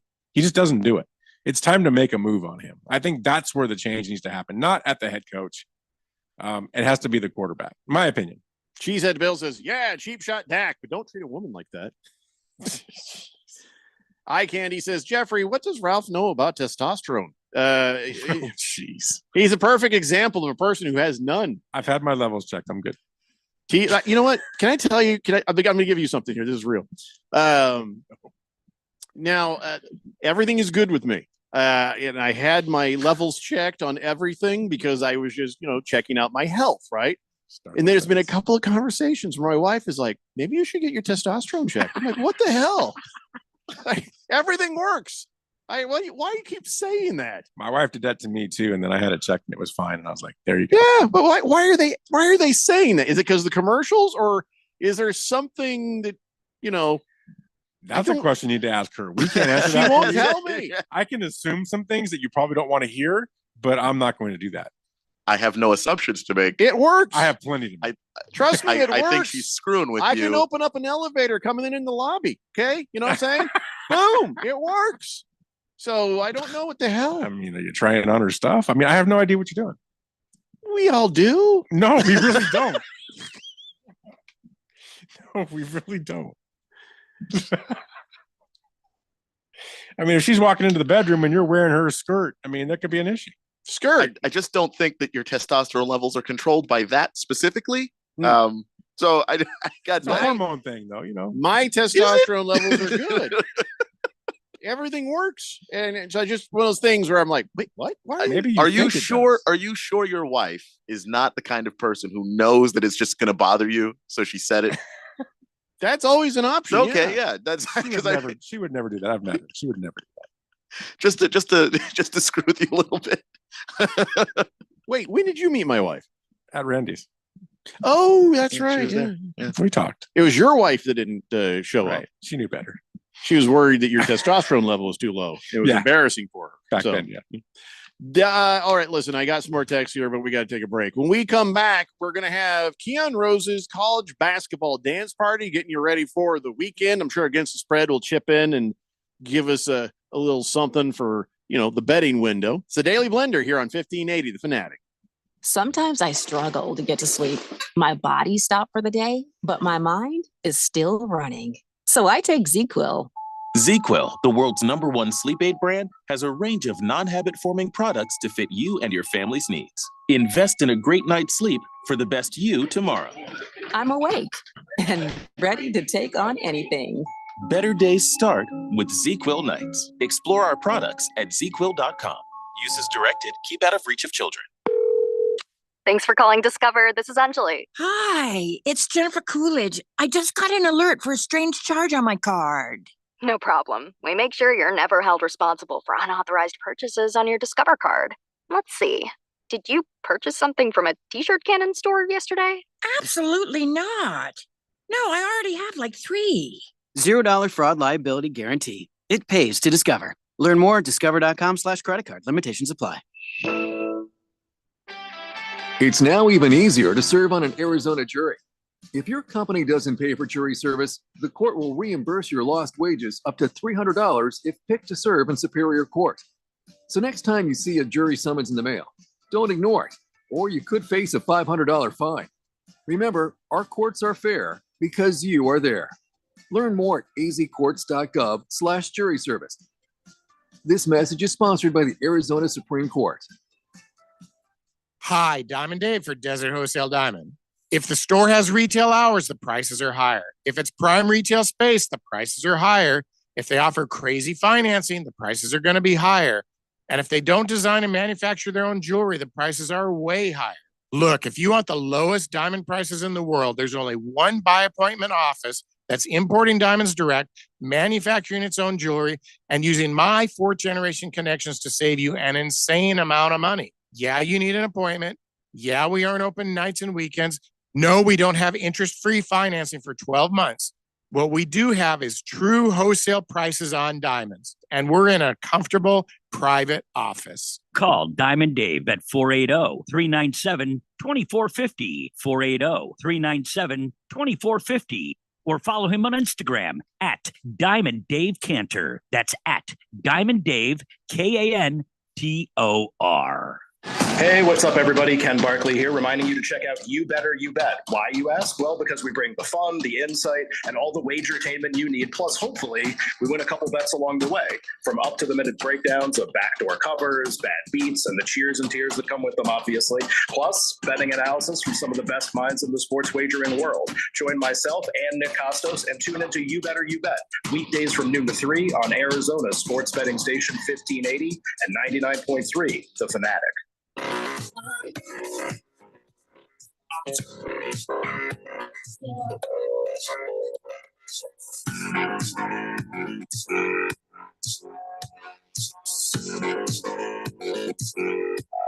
the Daily Blender here on 1580 The Fanatic. We're just about to let Keon Rose have his college basketball dance party. Let me get caught up real quick here on the text line so we're not having these conversations again on the other side of this. Haruto says, Mr. O'Brien, you are right.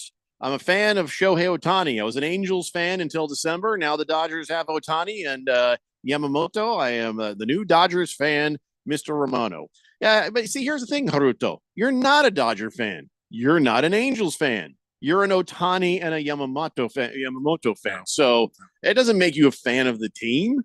You are a Dodger fan, and welcome to the family, and enjoy the rings because you're going to be. Romano's just desperate. We are lucky to have you, and looking forward to celebrating with you. You're like Raven Kid, who I'm not a fan of teams. I'm a fan of the players, and he fight. There's nothing wrong with that, Haruto. That's okay. But you're not a Dodger fan. You're not a Dodger fan. He's part of our family. Stop it. He should be a Diamondbacks fan. No, he knows better. Cardinal Art says, is anyone excited for the Renaissance Festival? You know? Okay. He says, no, I love the commercials. Shazay, or what? No, they're not saying Shazay. Huzzah. They're huzzah. And I hate that. Swave Dave says, if the Lions win this weekend, would that be the farthest they've ever gotten in the playoffs? Oh, that's a good question. We will need to bring in a historian to figure that out. Somebody who knows their Lions probably doesn't want to tell you that. They don't want you to remember that. So we may have to look that up. Hefty Lefty says, much easier building team success, as a coach, when you have the locker room buy-in. Happy for Antonio Pierce. Not excited to see the team that has beaten the Broncos 9 times in a row get a coach that the players love and possibly get better through. Yeah, that's fair enough. So the Lions have never been to a Super Bowl. They got to the NFC title game in 91. So they've never won at a title game. So they've been this far before. They have to get to a title game and win it to have reached the pinnacle of their success. Yeah. Okay. Mm-hmm. Against the Spread says, hey, Pierre, I got a French World War II rifle my grandfather brought home after the war. I'll give you a great deal on it if you're interested. It's in pristine condition, never been fired, only dropped once. And I'll throw in a complimentary white flag. You can wave to your neighbors in Germany. Oh, my God. I knew that was coming. And don't you feel like we're like 70 years past that Against the Spread? I mean, it is funny. And it's a huge air of truth. But still, do we have to? Mr. Wilbur says, I can hear Jeffrey now at the football game. We got testosterone. And yes, we do. We got testosterone. How about you? because I do. I have said on the air in the past, everything was working fine. But the minute it's not, I'm going to go to a doctor because it's not a big deal to fix it if it's not, to get some testosterone, to do what needs to be done. And I know we make jokes about it, but, it's just a normal thing that can happen to anybody. Hasn't happened to me. I'm going to say yet, because chances are it might. I mean, I'm a man, and statistically, there's a chance that any one of us could have that. And I've always said, if that happens to me, I'll go through the process and I'll go through it on air and talk about it so we can normalize it and let you guys all know that if that happens, there's things you can do, and it's not a shame. It's just chemistry. It's just biology. It's just life. Not a big deal. I mean, Ralph is hiding it. Ralph. I was going to say it's coming for you. Yeah. I mean, it's coming for you. Well, if it happens, you're too key. Guess what? Coming. You're not coming for her. But you get it sorted. It's just medical. It's no big deal. There are ways to correct it. Yes. Yeah. But you must be careful, especially if you have a heart condition. So. Right. So, of course you're going to consult with the doctor. Of course you're going to do what you need to do. But it's not the end of all things, and it's nothing to be ashamed of. Are we going to make fun of you if we find out? Yes. Is everyone going to make fun of me at the point if I say, guess what, guys, it happened, so let's figure out how to fix this together? Some will, some won't. I think you want to put that on the air. I would. Because listen, I talked about my colonoscopy on air. It's a health thing. It's a thing you do to check and make sure you don't get the cancer. If my wee Willie Winky doesn't want to stand at attention, we're going to talk about that too. So, as men, we have to normalize certain things, getting checked in the butt to make sure you ain't got the cancer, getting your prostate checked, which is prefer to have that happen if I'm asleep, and, making sure that things are working down there. So you can keep a good relationship going. It's true. It's no big deal. Mm-hmm. Pierre is getting a little bit aggravated with all this anti-French stuff. Dude, that was coming too. He says, again to the American with the text, all his weapons. I am French Canadian. We did not surrender like the French did in World War I. We fought for Canada alongside the United States, and we won the war. So there. When French Canadian, you fled France to Canada. But he's fighting since he's got here. So only in the same way that anybody that wound up in America got here. They were colonists at the time. Yeah. Kansas Spread says, Jay Jeffrey, all you got to do is text Thermo, and you get a free bottle of testosterone. And big hurt Frank Thomas shows up and brings it to you. Yeah, that'd be cool. Take the pill. Yeah, I wouldn't mind. I wouldn't mind. Raving Kid, whose built-in birth control is on his face, says. Those Renaissance commercials are truly something. Moist One says, checked while you're asleep. Does tonight work for you? No. See, that's not what I meant. I got a colonoscopy, and I said, hey, can you check my prostate while I'm going to be there? And they're like, sure. And I was fine. So that you can't get away with it forever. Eventually, a man with hopefully a glove and a little Vaseline is going to say, bend over. Let's see how things are going. They're never small hands. If I got a doctor walk in like George size, I'm like, no, unless it's your pinky. And even then, no. That's when you run. No. Bruno Baller says David Lee Roth from Van Halen was known as Diamond Dave. Yeah. So is Diamond Dave Cantor, who sells the jewelry there. Sells diamonds. What's your problem there, Bruno Baller? Desert Viking says, I bet Bill has peak testosterone levels right after Kirk buys him his Falcons hoodie at the mall. He's talking about Bill Belichick. He's talking about Bill Belichick. I'm guessing also Kirk Cousins because they need a quarterback. Well, nobody thought Captain Kirk. This doesn't make any sense. And no, Booger Wolf, I'm not reading your text in an English accent. I'm just okay. We're running out of time now, but now we got to. We might have to do Keon Rose's college basketball dance party in like 2 segments or something. Maybe. How much you got there, kid? I got a handful of games. Should we wait till the next segment at this point? Probably, because I've only got 2 minutes, really. I didn't realize this was going to become a grown-up after-school special sort of thing where we talk about, You start talking about your wee willy winky, it goes Yeah. everywhere. That's a good point. Right now, a good everything's good. The moment it's not, have you seen just my do it. wife? Have you seen my wife? I was worried about where that was going. Thank God. Let you me said just wife. say, you don't, a woman like that, if you Your don't wife is- wait, Yeah, your wife's attractive. you don't wait to get something fixed, maybe just do maybe it. I'm not going to talk about it with her. When I met your wife, the first thing I thought is you have money. Listen, that is the first thing everybody thinks. Yeah. If they even notice me in the room at all, I am aware of this. It helps.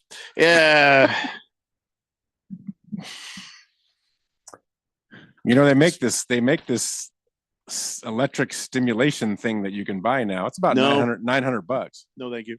I don't even know what you're getting at. What do you to mean? help you with your issue. I don't have an issue.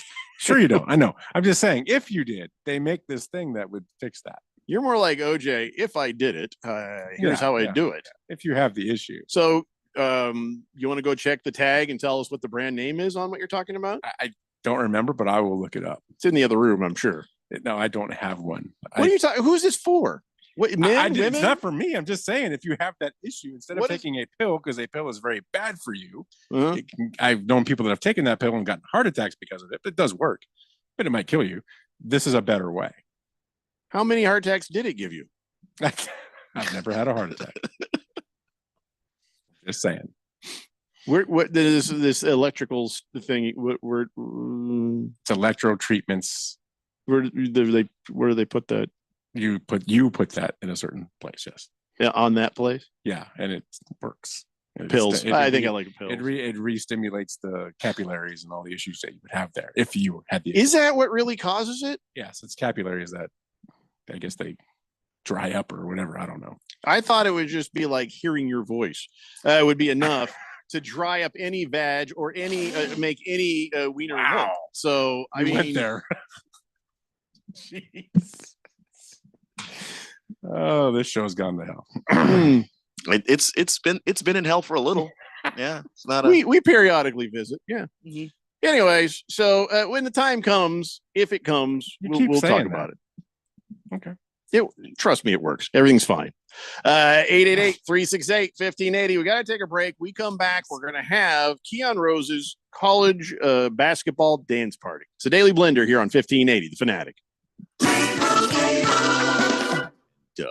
With Liberty Mutual, you can customize and save hundreds on your car insurance.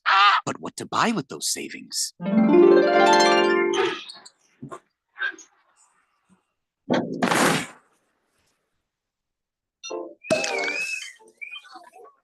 Yep, I bought a sound effects machine. Only pay for what you need at libertymutual.com. Savings may vary. Underwritten by Liberty Mutual Insurance Company and affiliates. Excludes Massachusetts. Liberty, liberty, liberty, liberty. Hi, this is Scott Trout of Cordell and Cordell. There are a lot of great dads out there. Sometimes those dads get divorced. For more than 30 years, we've represented men in divorce, confronting the pitfalls that could devastate your finances or harm your family relationships. While every situation is different, our goal is to get the best outcome for you and your kids. Visit CordellCordell.com to take the first step. Schedule an appointment with one of Cordell & Cordell's Phoenix area attorneys. Scott Trout, licensed in Missouri, Illinois, and Georgia only. CordellCordell.com. Paid for by Cordell and Cordell.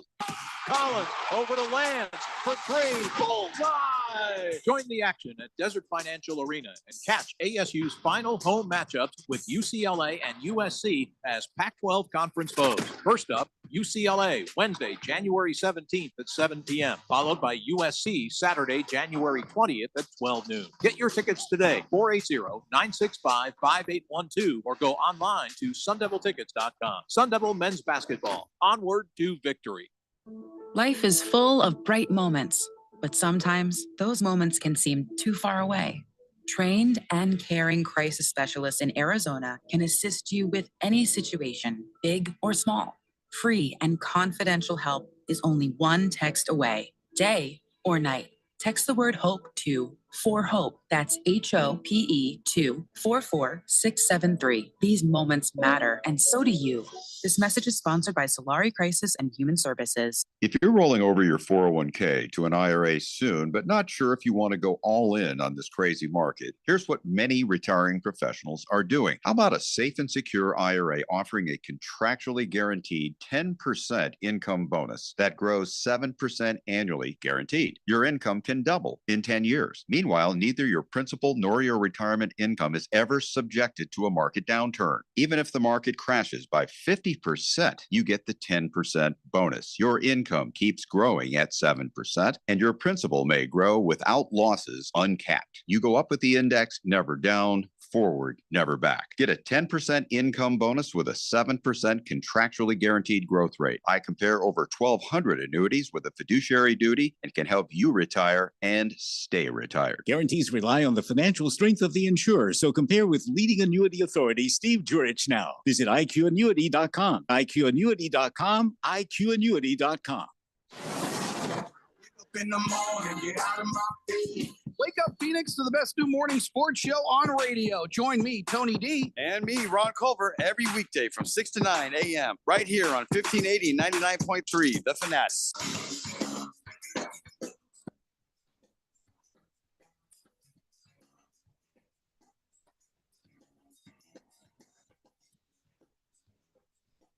Hey, Blender here on 1580 The Fanatic.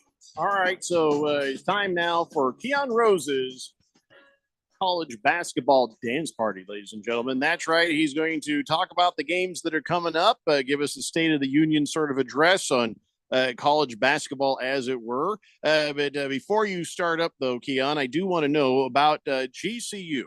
Is GCU really good this year, or are they just as good as they always are every year? I mean, is this a team that you're thinking is going to go to the March Madness? I mean, where are we at with GCU's progression into the season?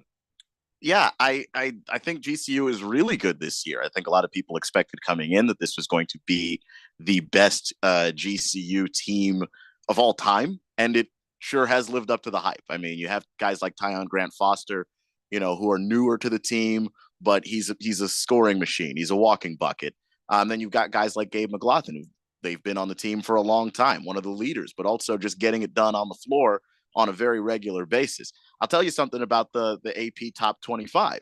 GCU was not ranked in the top 25, but they did get a bunch of votes. And if that list extended down to 30, GCU would be 30th. So they're right outside of the top 25. And if they keep playing well, they're going to be in consideration for that. And the way that they have arranged their schedule, they've taken on challenging games, they've won some of those games. They are so ahead, so far ahead in terms of the strength of schedule and the rankings that they use in the WAC. They're going to be the number one seed. I mean, just running away with it. And they're expected to have that advantage over the conference, on top of the fact that they are the best team in the conference, it looks like so far. There are people saying that it's not going to be GCU sneaking in as a 16-15 seed like years before. They might be an 8 or a 9. And at that point, you can win a tournament game if you get the right matchup. So, yeah, I think that they're living up to the reputation. That's amazing. Raven Kid says GCU is the best they've been since I've been here. They've been surprising me even. They should very much be top 25 right now. So they're better than ASU? I mean, sounds like it. Yeah. I mean, yeah. I'll just say that and be nice about it. Okay. Yeah, they're better than ASU right now. Hefty Lefty thinks it's all because the antelope battle cry that Randy White does. The Randy's not call. here today, Hefty. So we will have to hear that another time. But here we go. Go ahead, take it away there, Keon, and let's see your college basketball dance party. All right, so we've got a few. We got one game today, and then we've got a bunch of big games coming up on Saturday. Today, we've got Indiana visiting Wisconsin. This one is a really interesting one because I understand that obviously Wisconsin ranked 11th, but these two teams feel closer to me than what the records would indicate. And, you got Big Ten matchups. It's just weird how Big Ten matchups can sometimes play out. I do like the way that Indiana is shooting the basketball from the field. They're actually top 50 in the country at that. But the better three-point shooting team is the Wisconsin Badgers. They kind of live and die with the three, but they've been very consistent throughout the season. So I'm going to take Wisconsin to get the win over Indiana at home. Rolling on to Saturday morning, you've got a Big East matchup between Creighton and Seton Hall. Creighton ranked 18th. Seton Hall not ranked, but they have identical records. They've played very similar teams. I'm not entirely certain what the difference is between those two teams in the eyes of everybody voting. But if you look at the numbers, the field goal percentage for Creighton is just it's through the roof. I mean, they can make any shot anywhere on the floor. They're really good at being able to dictate to defenses where they would like to go to shoot. And then a guy like Kadari Richmond averaging 16 a game, as well as 6.7 rebounds. You know, they have a very good scoring nucleus on that team. Richmond is kind of just involved in everything. He runs the show. He distributes the basketball as well. I'm looking forward to this game a lot. I'm going to go with Creighton. I just think that when you look at how Seton Hall shoots the basketball, it's inconsistent. And both of these teams have been inconsistent over their last 5, but I just think that Creighton is the more consistent shooting team. Gonna lean with them. Gonna get this one out of the way right now. Number 9 Baylor hosting my very unranked Texas Longhorns after Coach Rodney Terry lost his mind over the horns down, which is just, come on, Coach. It's not that big a deal. So here's the thing. One of the issues with Texas as they continue to just lose game after game and embarrass me is that they can't close games. They just simply cannot close games. They're in some of these games. Sometimes they're even ahead in some of these games, but then you get to the tail end of it. They can't close it out. I don't think this is going to be pretty for the Longhorns, to be honest with you. I think that Baylor, they're riding high, and Texas is coming off of back-to-back losses. And unless they can regroup pretty soon, I don't like the chances for my Horns against those Bears. If you look at the SEC, you've got Alabama rolling in to Tennessee to play them in Knoxville. And it looked like Tennessee was not going to be able to figure out how to score the basketball. They were going, the wrong way in the rankings for the last couple of weeks, just kind of falling. And it didn't seem like they had an answer scoring wise. And then all of a sudden, Dalton Knecht shows up as the answer to all of Tennessee basketball's problems. Back-to-back 35-point games for him. First time that's ever happened in NCAA men's basketball. The guy has been carrying the squad offensively, and it's a Rick Barnes team. For an absolute fact, they can score buckets. Zakai Ziegler doing his thing as the point man for the Tennessee Volunteers, and I will pick them to beat Alabama, even though I do like Alabama this year. I thought Nate Oates and his team did a really good job, even though he did get in trouble the last game there. Got involved in a little pushing and shoving at the end of the game. Odd when the coach gets involved in that kind of thing. So jumping over to Purdue and Iowa, this is going to be obviously a game that should be a bloodbath. Zach Edey, Purdue, but they're just games sometimes where Zach Edey disappears. And I don't have the answers or the reasons for exactly why it is that he just vanishes from games. Sometimes he is just schemed out of games, but then Purdue has other guys that can make shots. And that doesn't seem to necessarily happen too. Like if Zach Edey is not the guy scoring the bulk of the points, bad news for Purdue. That's the reason why the NCAA tournament has not been particularly kind to this team, even though they put together great regular seasons. I'm going with the Purdue Boilermakers in this particular game, though, because when you look at the shooting for Iowa, they're not a bad field goal shooting team, but when you look at them from 3, yikes, one of the worst teams in the country at it. And that could wind up being the difference maker in this game. Probably the best matchup of the day, in my opinion. Big 12 matchup between TCU and Iowa State. I like the way that the Horned Frogs have been playing for the most part. I understand that they did have that stumble against Cincinnati in the last game that they played. But I do like the way that TCU plays. These two teams are really close when you look at the 3-point shooting, the field goal percentage. They are either tied in some of them or just a couple of spots apart. So this is a game that has the potential to be very close. I'm just a really big fan of a guy like Emmanuel Miller and the way that he's able to score the basketball, get to the basket, not at will, but he can basically get past most people. And I think that that's going to be the deciding factor in this game. I'm going with the Horned Frogs to beat the Iowa State Cyclones. And then finally, one of the last games of the day, SEC matchup, Ole Miss visiting Auburn. And Auburn is rolling right now. They've won 5 in a row. And was it 5 in a row? Could be 6. Nope. 5 in a row. And they are shooting the lights out of the gym lately. Now, that's not consistent, though. Like, that's not a thing that they do normally, which is why it's hard for me to trust Auburn. This is more something that Ole Miss has been more consistent about doing. But I do like the way that Auburn has been able to handle their business lately. I do think that Mississippi needs to bounce back from that game against LSU. That was a close one, lost it near the end of the game there. So I'm going to go with Ole Miss. I just like the way that they shoot. It's a whole lot better from deep, and they've been a much more consistent team in that regard. And that is the college basketball dance party today. Can I tell you how much I've enjoyed just sort of watching Arizona drop 4 spots down to 12? And I know they got UCLA, so I don't know. Hopefully that won't help them go up again, but I'd really like to see them on a path to destruction, falling off the top 25. I think that'd be nice. You know, does their schedule give me any hope for that, or should I just stop looking at the top 25? I mean, they're not really going to face a challenge until maybe Oregon next week. So okay. I don't know. I don't know that necessarily is the thing I'd lean on, but they have struggled against some of these top opponents. Wow, you weren't kidding. Grand Canyon University had 49 votes. You know, I mean, Colorado State had 169. San Diego State had 153. But wait, didn't they beat San Diego State? Yeah. Well. Anyway, all right. Well, thank you, Keon. I appreciate that. Let's go to the text line. Hefty Lefty says, "You think a guy as big as Eddie, guy that big, would have a tough time disappearing? Maybe he did one of these things."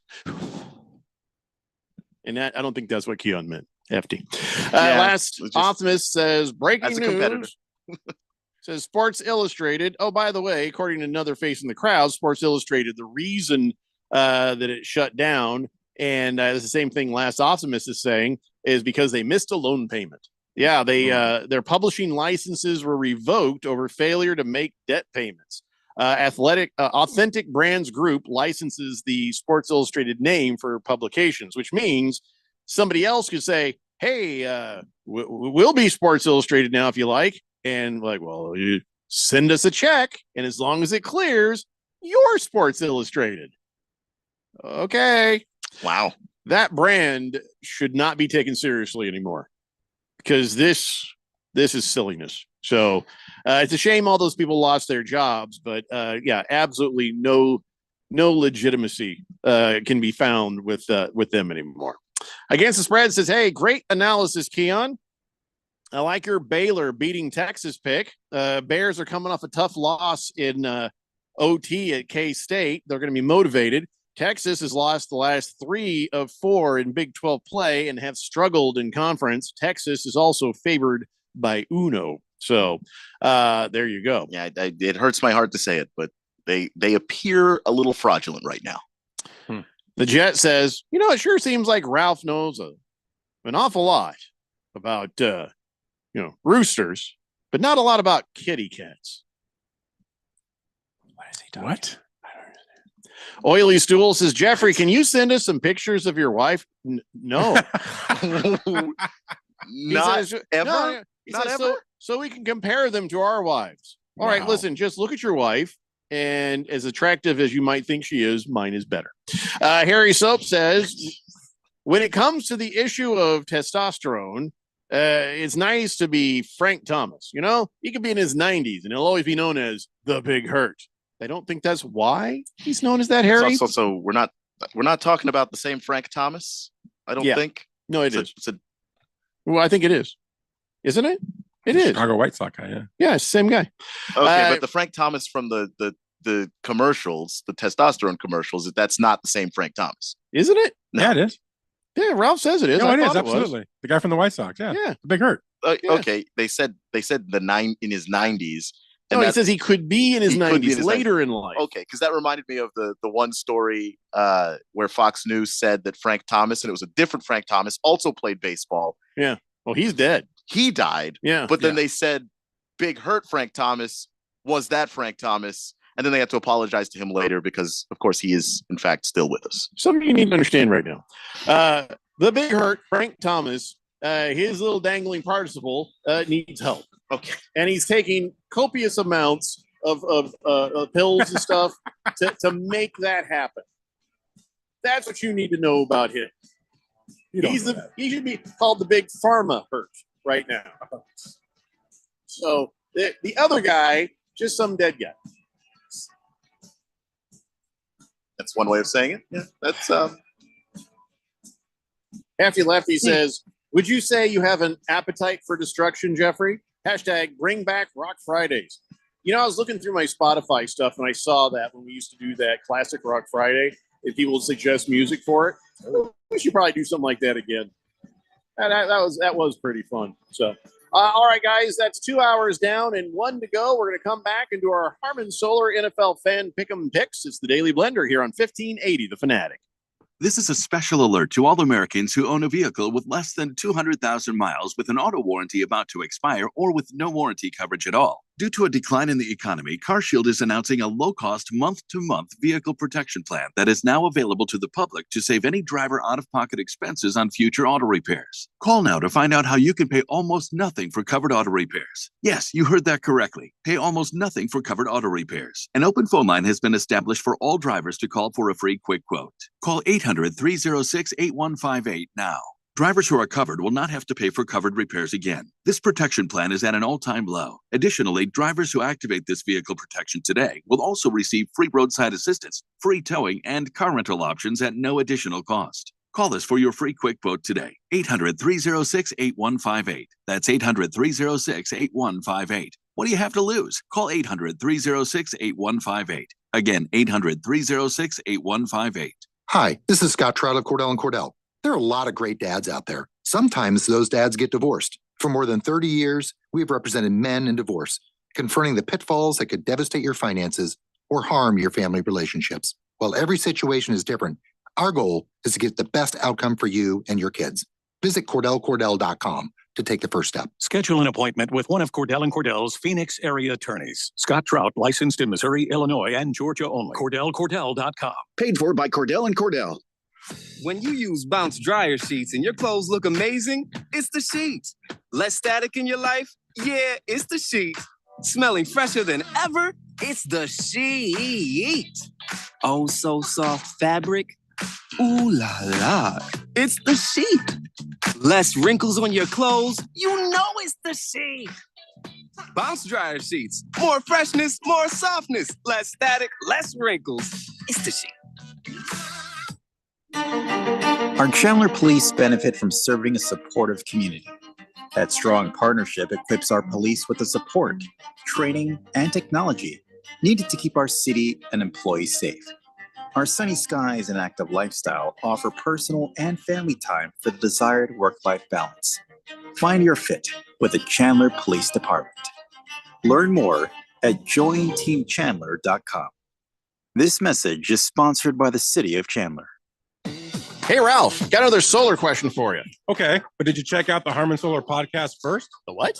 The Harmon Solar podcast. We put new episodes up twice a month that teach you all the things you ever wanted to learn about solar. We discuss things like how solar works, the roofing, sales process, demand management, everything solar. Show like this needs some real smart thinkers, huh? Well, yeah. So you got some really great guests then, huh?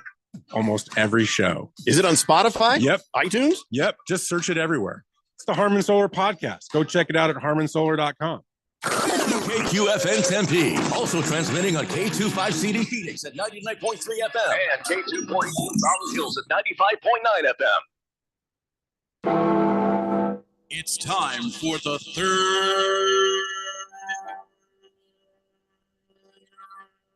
hour. All right, people, settle down because it's time. For what? Showtime. When does it start? Right now. 3, 2, 1. Let's get on with the show. Let's do it.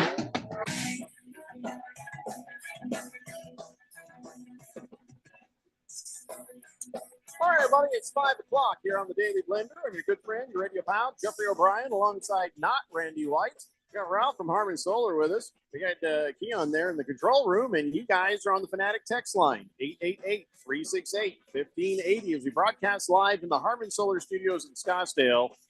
Big George just threw up some breaking news from old Mark Schleybaugh at the ESPN, saying that University of Florida's football program is now under NCAA investigation about its recruitment of ASU old quarterback Jaden Rashada. I guess Rashada signed with the Gators in December of 2022, but was later released from his national letter of intent after his lucrative name, image, and likeness package with an independent collective reportedly worth more than $13 million over 4 years fell apart. Rashada, the number 2 dual threat quarterback and number 31 prospect overall in the 23 ESPN 300, ended up enrolling at ASU, his father's alma mater. So for that whole thing that went down with his NIL money, they are now under investigation. What? Why? I mean, why? Because if they were connected, deal then, right? if they were connected to it, they're not allowed to pay anybody directly. Right. So if they were connected to that money, well, connected to it how? Like, as in the funneling money? University of Florida, right, was able to use this collective to promise anything to him. Oh, I see what you're saying. That's breaking the rules. And those people can promise stuff to him. The school can't. The school can't. No. And the other thing too is that it's not just that the deal fell through. From what I understand, they were not honest about the money he was supposed to get. So they're saying the school told him, "Hey, you're going to get all this NIL money." And then when he sat down, he's like, "All right, let's start talking." And they're like, "What are you talking about? You're not getting that." And he's like, "Whoa." And that's why he was released. And I did think it was interesting how quickly he got released, because that means that he does have a pretty strong case that he was potentially getting screwed over. Aha. Well, we'll keep an eye on that. I don't think it hurts us any. I just think it's also funny that it's Florida and they've done all this losing and they're about to be investigated. And they haven't even been good. Like, say what you want about Michigan. They won a championship after all their cheating. This is Florida's bad. Individuals' results may vary. Yeah. So I want to talk some NFL. My mouth is just not working today. I want to talk some NFL stuff before we do our Harmon Solar NFL fan pick 'em picks. Give you some information, help you coagulate the gray matter, and figure out what you're going to do. So we'll just give you a roll of stuff real fast. I'm going to go through it as quick as I can. Does anybody care about the ratings? Ratings are good. The ratings in the wild card games, the highest average audiences since 2015. I don't know. I mean, I don't know why. It's got to be all the Swifties. I don't know. And I mean, wasn't that one of the games that suffered from being on behind the paywall? Yeah. So I don't know. Oh, by the way, Reba McEntire is going to perform the national anthem at the Super Bowl. So tune in late, I guess. I don't know. Wow. She might be a nice lady. Wow. And I don't know what she sounds like when she sings, but I watched this TV show called Big Sky. My wife liked the Big Sky, and it was like a crime drama. And she played this devious bad lady. And I'm like, why is her face frozen? What the hell has she done to her face? And that's going to be a thing that's going to be very distracting. If she puts the microphone here, I'm fine. But if she's out here right there, there's a lot of Fire Marshal Bill going on with whatever they've done to her face. Her face is, they say frozen in time, not the right way. Somebody slapped her on the back at some point, and there it is. You know what I'm saying? Yes. It's very distracting, and I'm sure she's a wonderful person, and I feel bad, but women just got to stop doing that. You know what I mean? Just quit doing that. Mm-hmm. Anyway, she'll be singing the national anthem. All right, let's talk football. Kyle Shanahan is already sort of giving you a little bit of a peek inside his playbook. He says, hey, if we win the toss, we're deferring. We are going to defer. He says, you got a chance to get an extra possession. I didn't used to know this or think it, but just listening to people the last 15 years, I didn't think about it all growing up or when I first got in the league, but watching it all now, really studying it since I was in Atlanta, I feel very strong about doing it this way. I'm going to defer. It's just, okay. Yeah, it's just it's no preference. Guarantee. It's not a guarantee either way. It's the kind of thing that you do when you're confident in your offense and you think you're going to dictate the tempo of the game. So you can actually have an extra possession that is, okay, we may only have 45 seconds at the end of this half. But if we can get down and kick 3, we get the ball back, and now we got a 10-point swing without our opponent actually getting the chance to answer. Anything can happen. There can be a defensive play. There can be a turnover. There can be this. So that rhythm of play, deferring or, saying, you know what, I'm so confident in this offense. I want the ball first. I want to score first. I want to set the tone. I don't think there's a right or a wrong answer, but I'm sure somebody's going to look at the stats and the sabermetrics or whatever and tell me I'm wrong. It just kind of shows you how a guy like Kyle Shanahan can be so successful, and really it's a product of his players, maybe not him. I'm sorry, but I mean, this is basic stuff that he should know, and it took him this long to figure it out. Probably not the smartest, guy around. Not just experience. I mean, it could go years. Either way, though. I mean, we could get the ball first and score, or we get the ball first and turn it over. They could get the ball. This could happen. That so many different little things could happen that deferring or accepting doesn't necessarily dictate the outcome of a game. If you have a great defense, you defer, you go out there and stop them, and you try to get the extra possession by finishing the half with the ball and then starting the second half with the ball. This is something that most teams do. So I'm not even sure why he all of a sudden had this revelation. I think he's somebody who probably was just stubborn in the way that he was doing it before. Because I don't think that this is brand new to him, like this moment. I think it, like he said, over the last 15 years, his opinion changed from one thing to another thing. A coach of a great bunch of great players that probably be great without him. I don't know about that. He could probably leave and they'd be the same. Because those offenses have been. You're just hating. His offenses have been great everywhere he's been. Yeah. He walked away from the Falcons and they were never the same. Yeah, I think you could go coach him and be as good. I disagree with that. I think I have confidence in you, Keon. Raven Kid says they let Dolly do the halftime show for the Cowboys on Thanksgiving. Now they're having Reba do the anthem at the Super Bowl. Good grief. Leave the retirement home alone. Wow. But Dolly was awesome, though. She, I don't care for her music, but she did a great job. And her face moves. Killer Rabbit says Reba singing in front of the Packers. Mm-hmm. What's wrong with that? I don't know, because the screen won't move. He says that's great. just seemed like a very pleasant observation. That's just okay. T-Licious says Ralph is just aggravated. He just misses that dentine chomping lesbian looking guy. Wow. So he's just talking out of his ass. I'm sorry. No, Pete Carroll is awesome, and it'll be interesting to see where he ends up. So Baker Mayfield. Listen, Baker Mayfield is many things. Annoying. Is he a good quarterback, really? I guess sometimes he is, and sometimes he's in not. The right system, he is. Yeah, he's inconsistent, but for the most part, yeah, he's a solid quarterback. So I guess, but he got the drop on somebody. I guess Chauncey Gardner Johnson was making some comments. And he was talking about the Buccaneers, and he says, that group over there is one of the better groups that we done faced this year. If you give that Tampa group a good quarterback, that's a great group. Evans, Godwin, Cage, what a great group. I played against them for real. And so it's like, if you give that Tampa group a big quarterback, that is what I would focus on if I were Baker Mayfield. But Baker Mayfield says, I don't think he's really watched film because he mentioned Russell Gage. We love Russell, but Russell hasn't played a snap for us all year. He must be going off of preseason stuff that the media is not talking about. He didn't play our first game, so I'm excited to see him. I think he's a really good player. He's been good for a while. He starts complimenting the guy. He doesn't even address the part where he's like, if those guys had a good quarterback. Because Baker's like, well, I'm here. Mm-hmm. No, the confidence for Baker, the unearned or not, is deep. He's a guy that's weird to me because he both is incredibly confident and then is capable of also manufacturing a massive chip to put in his own shoulder.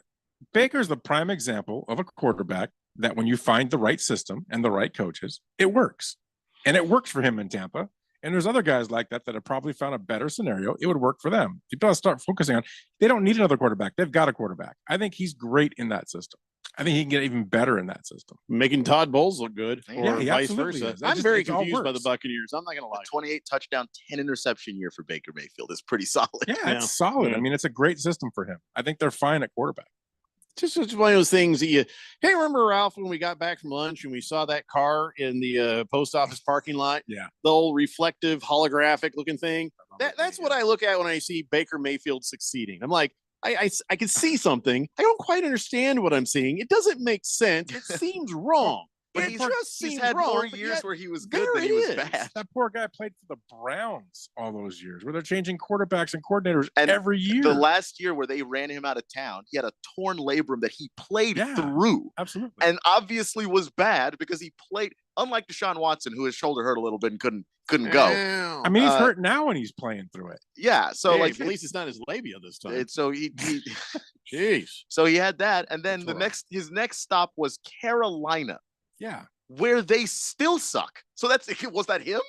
And then he went to the Rams and played on, he did the Josh Dobbs. I didn't even study this week, and he showed you something there, though. Yeah, I will jump on board. The Baker Mayfield is kind of good train if you promise me just one thing, that there will be no more of those damn progressive commercials. I can't promise you that. Please, I like please, God, I hated those. Progressive has to promise you He's that. good in the commercials. Hated those commercials. Why? He's good. They're horrible. Harry Soap says, Reba, stop breathing the Joker's nerve gas. Oh my God. From the first movie. That's so mean. Raven Kid says, what is Ralph smoking? Shanahan. Shanahan is a top coach. We'll see. What has he won? Thank you. Next topic. Okay, like you haven't won a lot of games. He's a top 3 head coach. Was Andy Reid not a top coach until he won a Super Bowl, or did we not realize that Andy Reid? Player. It's just like a player. You don't have a ring? Shut up.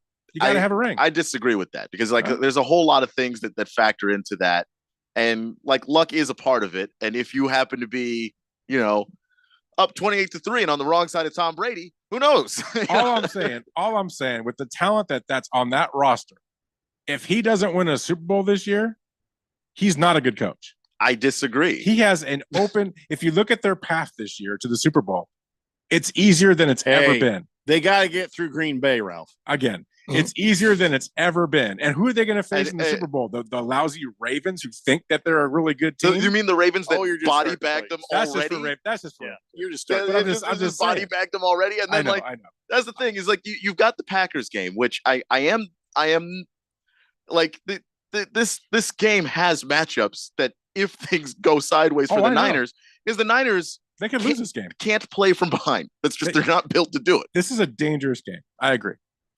Hurry Harry, her name's not Frog Lips. Her name is Reba McEntire. Frog Lips. Oh my God. The Jet says, I've torn my fair share of labia. No, you haven't. Hefty Lefty says, Pete Carroll's going to take that open job. You're not supposed to do that. I don't think Pete Carroll's going to take any job.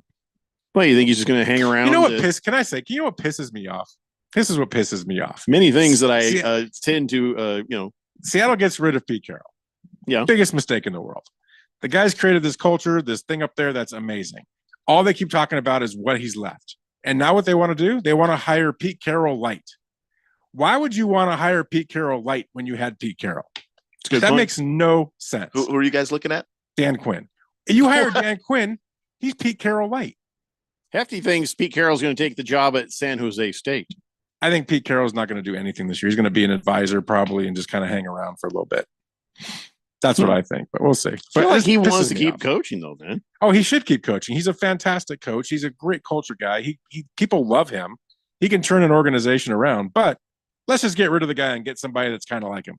Hurry Harry is with you on the whole Dan Quinn thing.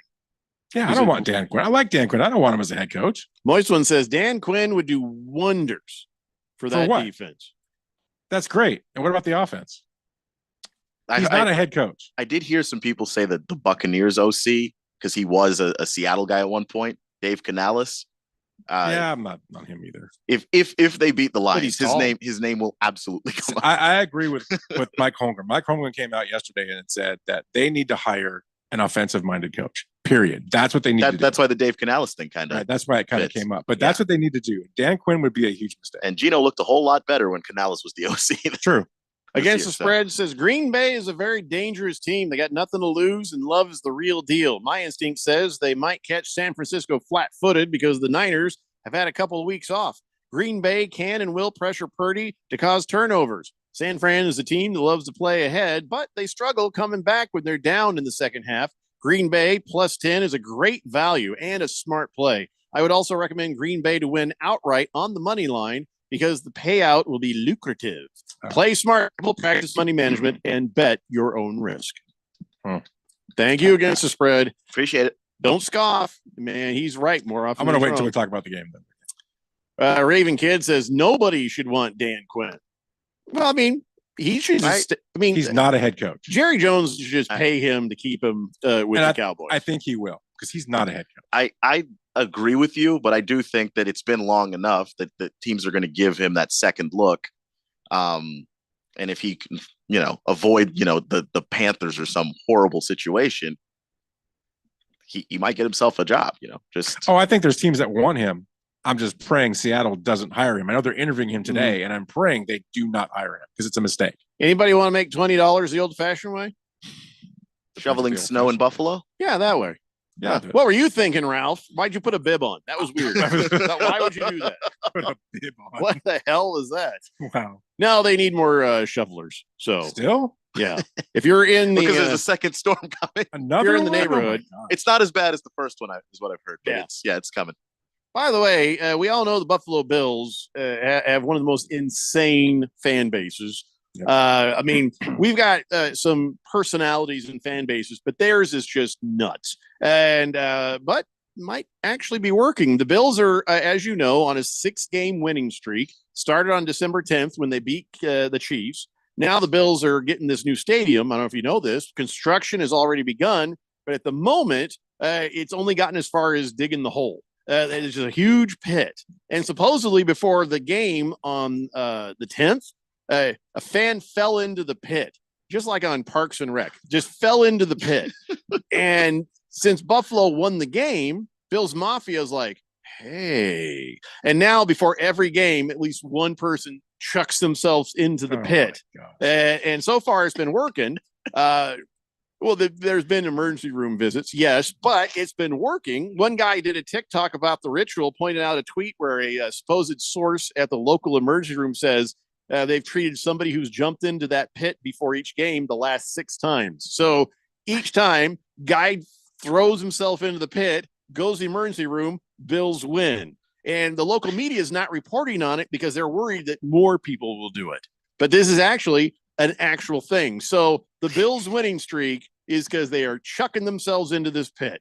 This is ridiculous. That is how crazy Bills fans are. Yeah, I mean, well, we already knew they were crazy. They jumped through tables on a December afternoon in Buffalo. I mean, but it's working. Is it? So then when they build the stadium, they're like, all you have to do is go to the stadium and get in the stadium. It's like throwing yourself in the pit, and that will suffice. But until then, we have to throw some of us in the pit. They can just leave a pit at the new stadium and just throw fans in there before every game. With a table at the bottom. I would hate to be the guy that throws themselves in the pit and then the team actually loses. So now I'm in the emergency room. You'd be hated. And nobody. Well, no, it would prove impure. that throwing yourself in the pit is not the reason why your team wins You're football unclean. You're unclean sacrifice. Hefty Lefty's right. This is how human sacrifices start. Oh boy. Yeah, we'll see what happens next. So, and nice that we're recreating that. That's wonderful. Silly Wabbit says, just for the sake of irony on this show, well, all my screens just went down. Well, we'll come back to that. 888-368-1580. Patrick Mahomes.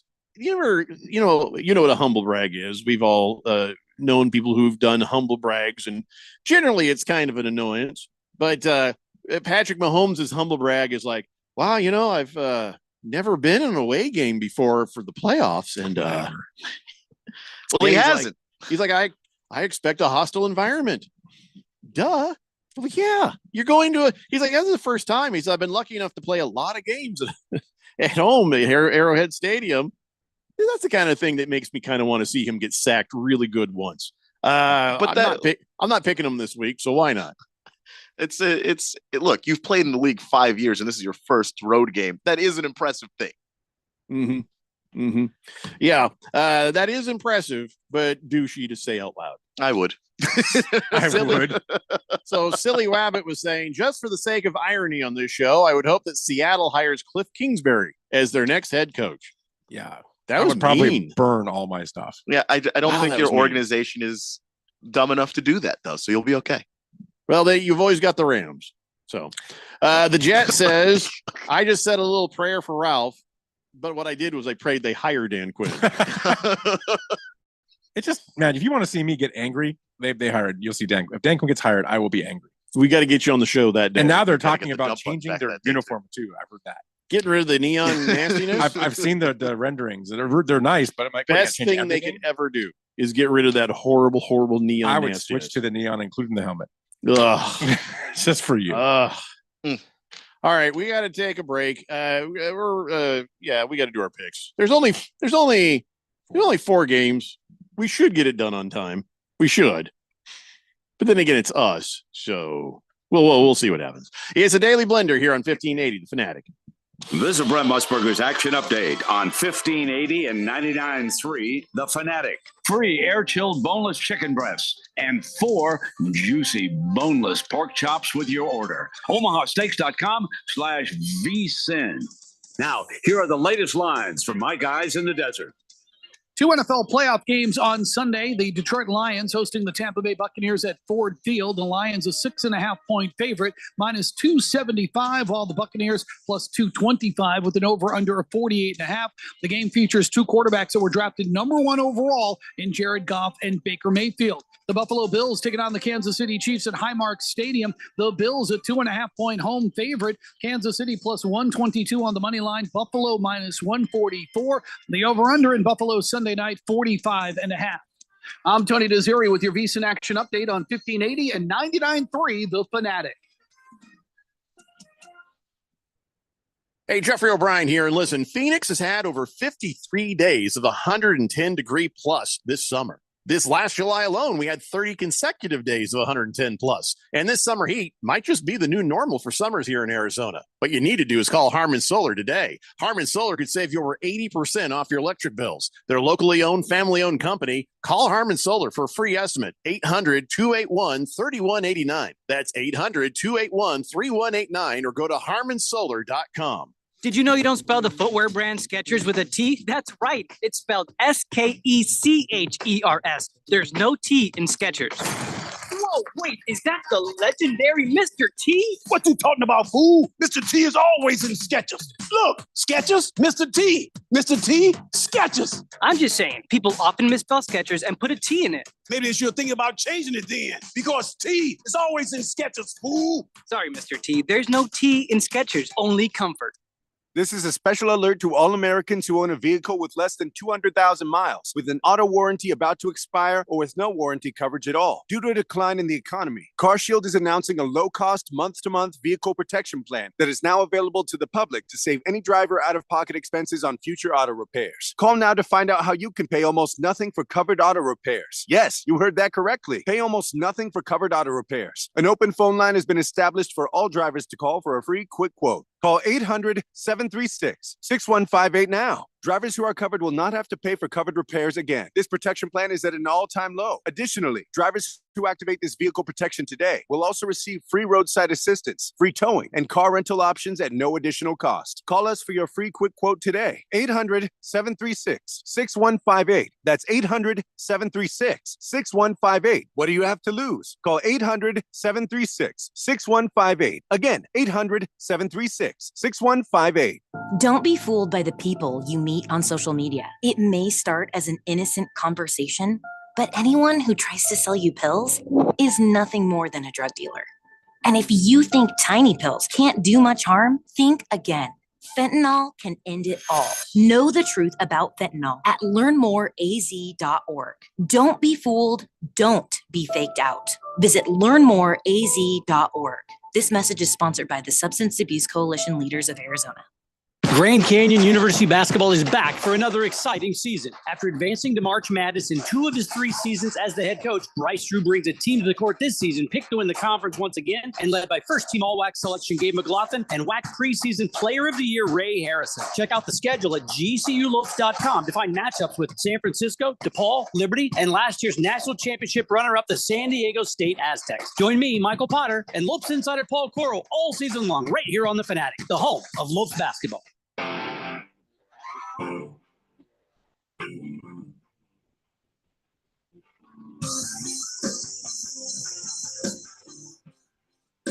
Daily Blender here on 1580. The Fanatic. Moisland says Ralph doesn't want Dan Quinn because then the Seahawks would beat the Rams twice a year. No, that makes sense. That doesn't make sense. It makes perfect sense. Okay. Swazman says Keon is right. Bills fan might go to a gypsy lady with a silver ball. Reality is players play, and that's how it works. Okay.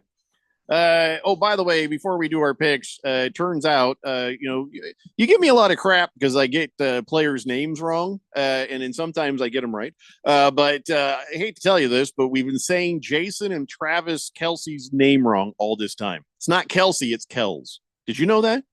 No. It's Kells. Well, no. With an S at the end, not a Z. A clip of Travis's Chiefs teammate Chris Jones was sitting there on the bench talking to the other players. And they're like, "Did you know that's not the way you sent it?" And he explained it.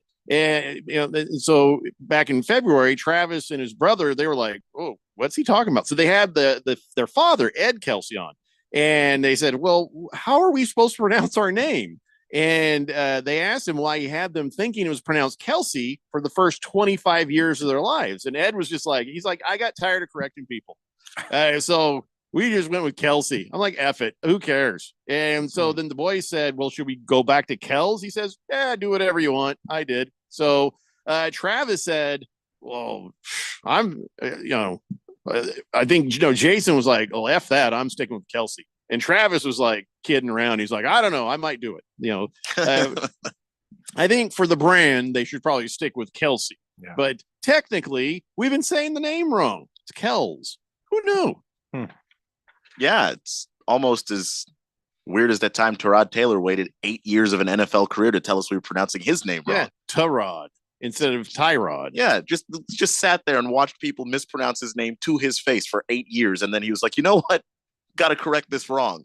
Yeah. So I still say it wrong because he waited so long. You get tired of correcting people. I get it. Mm-hmm. Every time I'm on phone with somebody and I say my name, they call me Rob. So I just go with it.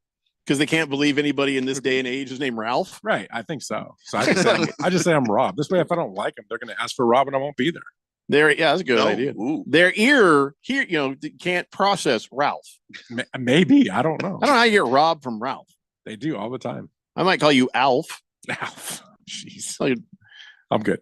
Adorable, furry little alien guy. Yeah, I'm not adorable and furry. Who eats cats. So, all right. So, should we get this thing going? Let's go. There's not a whole lot to do here. And I think it's going to be pretty straightforward.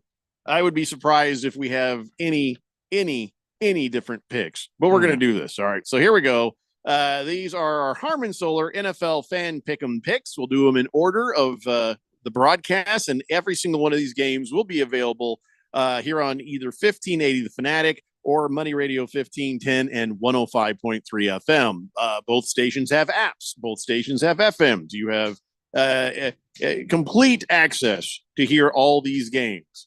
It ain't like the Peacock, or it ain't like Amazon or ESPN Plus. You can get them all on the radio free of charge. All right, so here we go. Baltimore Ravens hosting the Houston Texans. The Houston Texans got here by way of upset. Boy, I think all of them did except for the Chiefs, right? Houston got there by way of upset. Green Bay got there by way of upset. Tampa Bay by way of upset. Mm-hmm. Yep. I guess the Lions didn't technically, but now the Lions kind of okay. Yeah, that was a good game. All right, so let's go back. The Ravens with the MVP quarterback at home against the Houston Texans, who we started the year with them being the worst team in football. And they looked like it for a few games. CJ Stroud suddenly blossomed, and all of a sudden, whoa, wait a second, this is a pretty good team now. So, all right, Baltimore has been sitting for a minute. Houston's been playing their heart out. What are we looking for on the field on Saturday here on 1580 The Fanatic, Keon?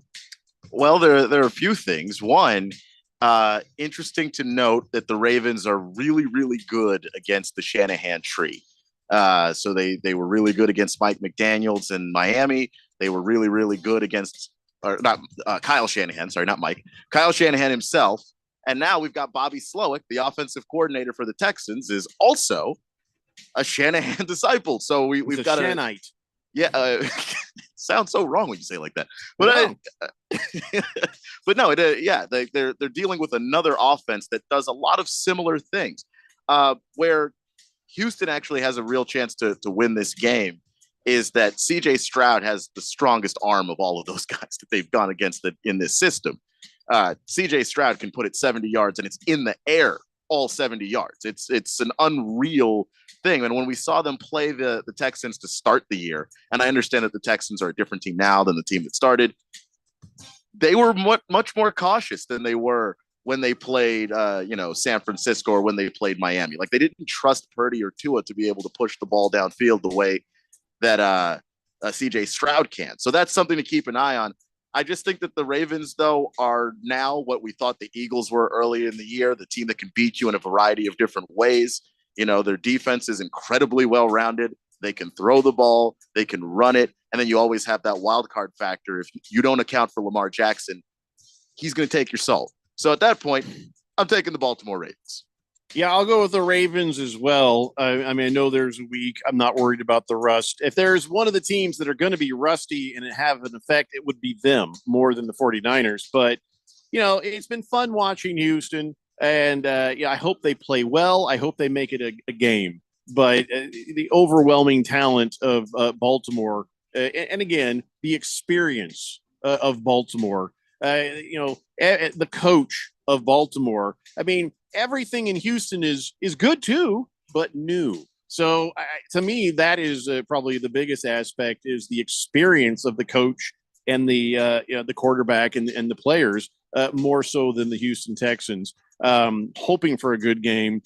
Feel like this one can get out of control pretty quick if Houston's not careful. So I've got the Ravens. Ralph?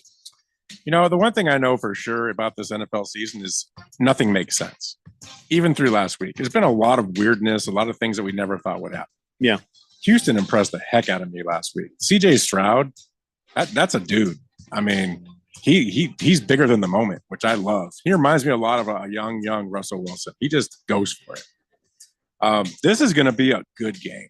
If Houston can get on top and get out in the beginning and get going, it's going to be interesting. Remember, the Ravens were the number 1 seed 4 years ago and lost to Tennessee. Let's not forget that. Yeah, that was bad. Yeah, I think this is a different team. But it is a different team. But I'm just saying they have that history.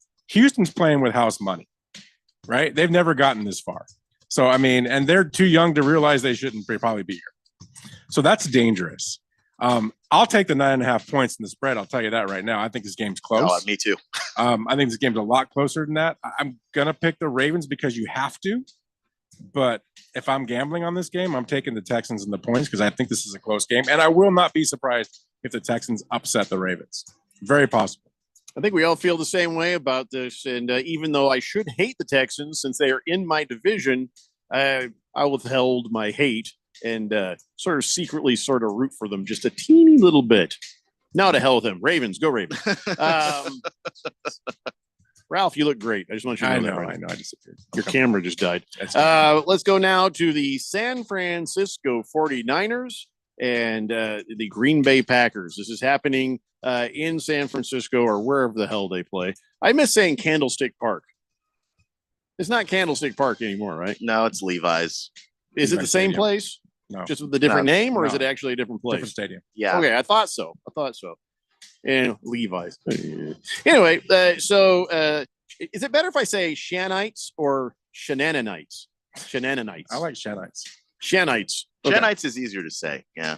So, all right. So the 49ers, they had a bye week 2. Not as worried about the rust because they're young, your youth and their talent. And Green Bay, okay, pat on the head. Okay, you beat the Dallas Cowboys. But see, that was like destiny. That was like fate. Didn't you really kind of always feel that was going to happen anyway? Does that really mean that the Packers are that good? Okay. I mean, I get it. Jordan Love has sort of come into his own. He's started filling up the shoes there. He's getting it going. And Love is better than we thought he was. And all right, I don't know if they're good enough for this. I don't know if they're ready for this. The 49ers can get you every which way, on the ground, in the air, just no matter what. There's so much talent coming at you in every single direction. And unless that defense for Green Bay can get the pressure and just completely shake and break Purdy, San Francisco is going to win this game and should do so pretty easily. I've got the 49ers. Ralph? I mean, Love impressed me last week. I couldn't believe the way he looked. And he's 21 touchdowns against 1 interception in the last 9 games. This guy's better than we thought. We think anyway. We'll see what happens next year. If they can get their run game going, they can make this interesting. Do I think they can beat the Niners? I do not. This is also a 9.5 point spread. You have to take the Niners. I mean, how can you not take the Niners in this game? I think Green Bay can make it a little bit uncomfortable for them or get completely blown out.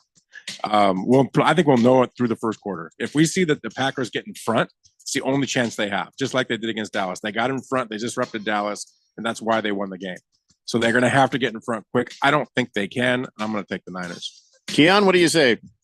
Yeah, I have a similar feeling to Ralph that like this is going to be a game that could be closer than people expect.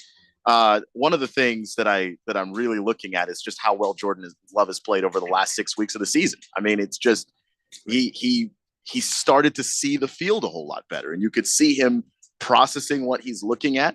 He does still make mistakes, but that offense has been incredible the last 6 weeks, and their defense actually is the thing that's let them down throughout the year. There's talent there, but it's just, how do you feel about Joe Barry? Do you think that he is, going to bring his A game as a defensive coordinator? Because right around the time they started talking about firing him, that Packers defense started playing a whole lot better. And this is a defense that gave Tommy DeVito a perfect quarterback rating. So like that is possible, but the defense kind of lets them down. But I think the Packers offense is actually going to be fine and going to be able to score.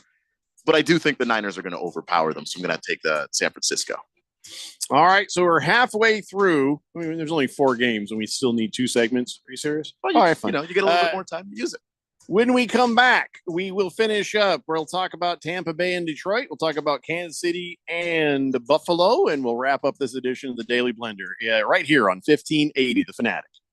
This is a special alert to all Americans who own a vehicle with less than 200,000 miles, with an auto warranty about to expire, or with no warranty coverage at all. Due to a decline in the economy, CarShield is announcing a low-cost, month-to-month vehicle protection plan that is now available to the public to save any driver out-of-pocket expenses on future auto repairs. Call now to find out how you can pay almost nothing for covered auto repairs. Yes, you heard that correctly. Pay almost nothing for covered auto repairs. An open phone line has been established for all drivers to call for a free quick quote. Call 800-736-6158 now. Drivers who are covered will not have to pay for covered repairs again. This protection plan is at an all-time low. Additionally, drivers who activate this vehicle protection today will also receive free roadside assistance, free towing, and car rental options at no additional cost. Call us for your free quick quote today. 800-736-6158. That's 800-736-6158. What do you have to lose? Call 800-736-6158. Again, 800-736-6158. 2 yards should be just a nice, comfortable 9-iron for him.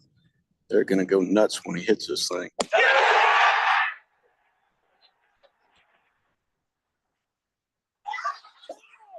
What in?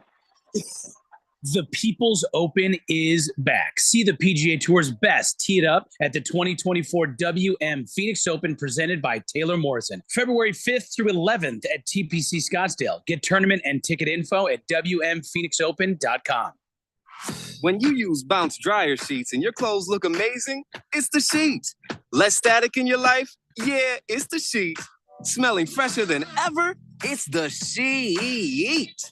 Oh, so soft fabric? Ooh la la. It's the sheet. Less wrinkles on your clothes? You know it's the sheet. Bounce dryer sheets. More freshness, more softness. Less static, less wrinkles. It's the sheet.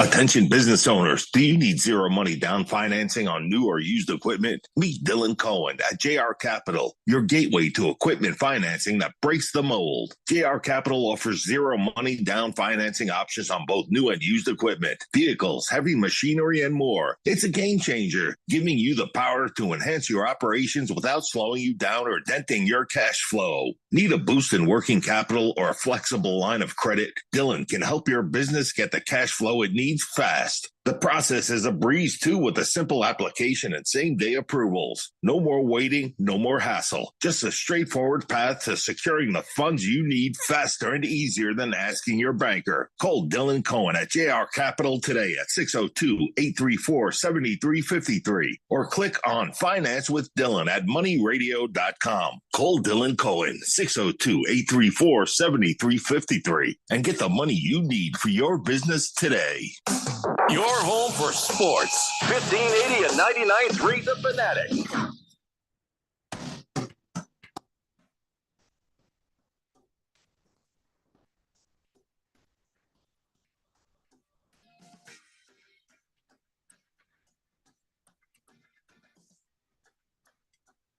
Danny Blender here on 1580 The Fanatic. We're halfway through our Harmon Solar NFL Fan Pick'em picks as we head into the divisional championship weekend. Wait, what is that? That's what we're calling this one, right? The divisional championship, right? Yes. Okay, I just want to make sure I didn't say it wrong.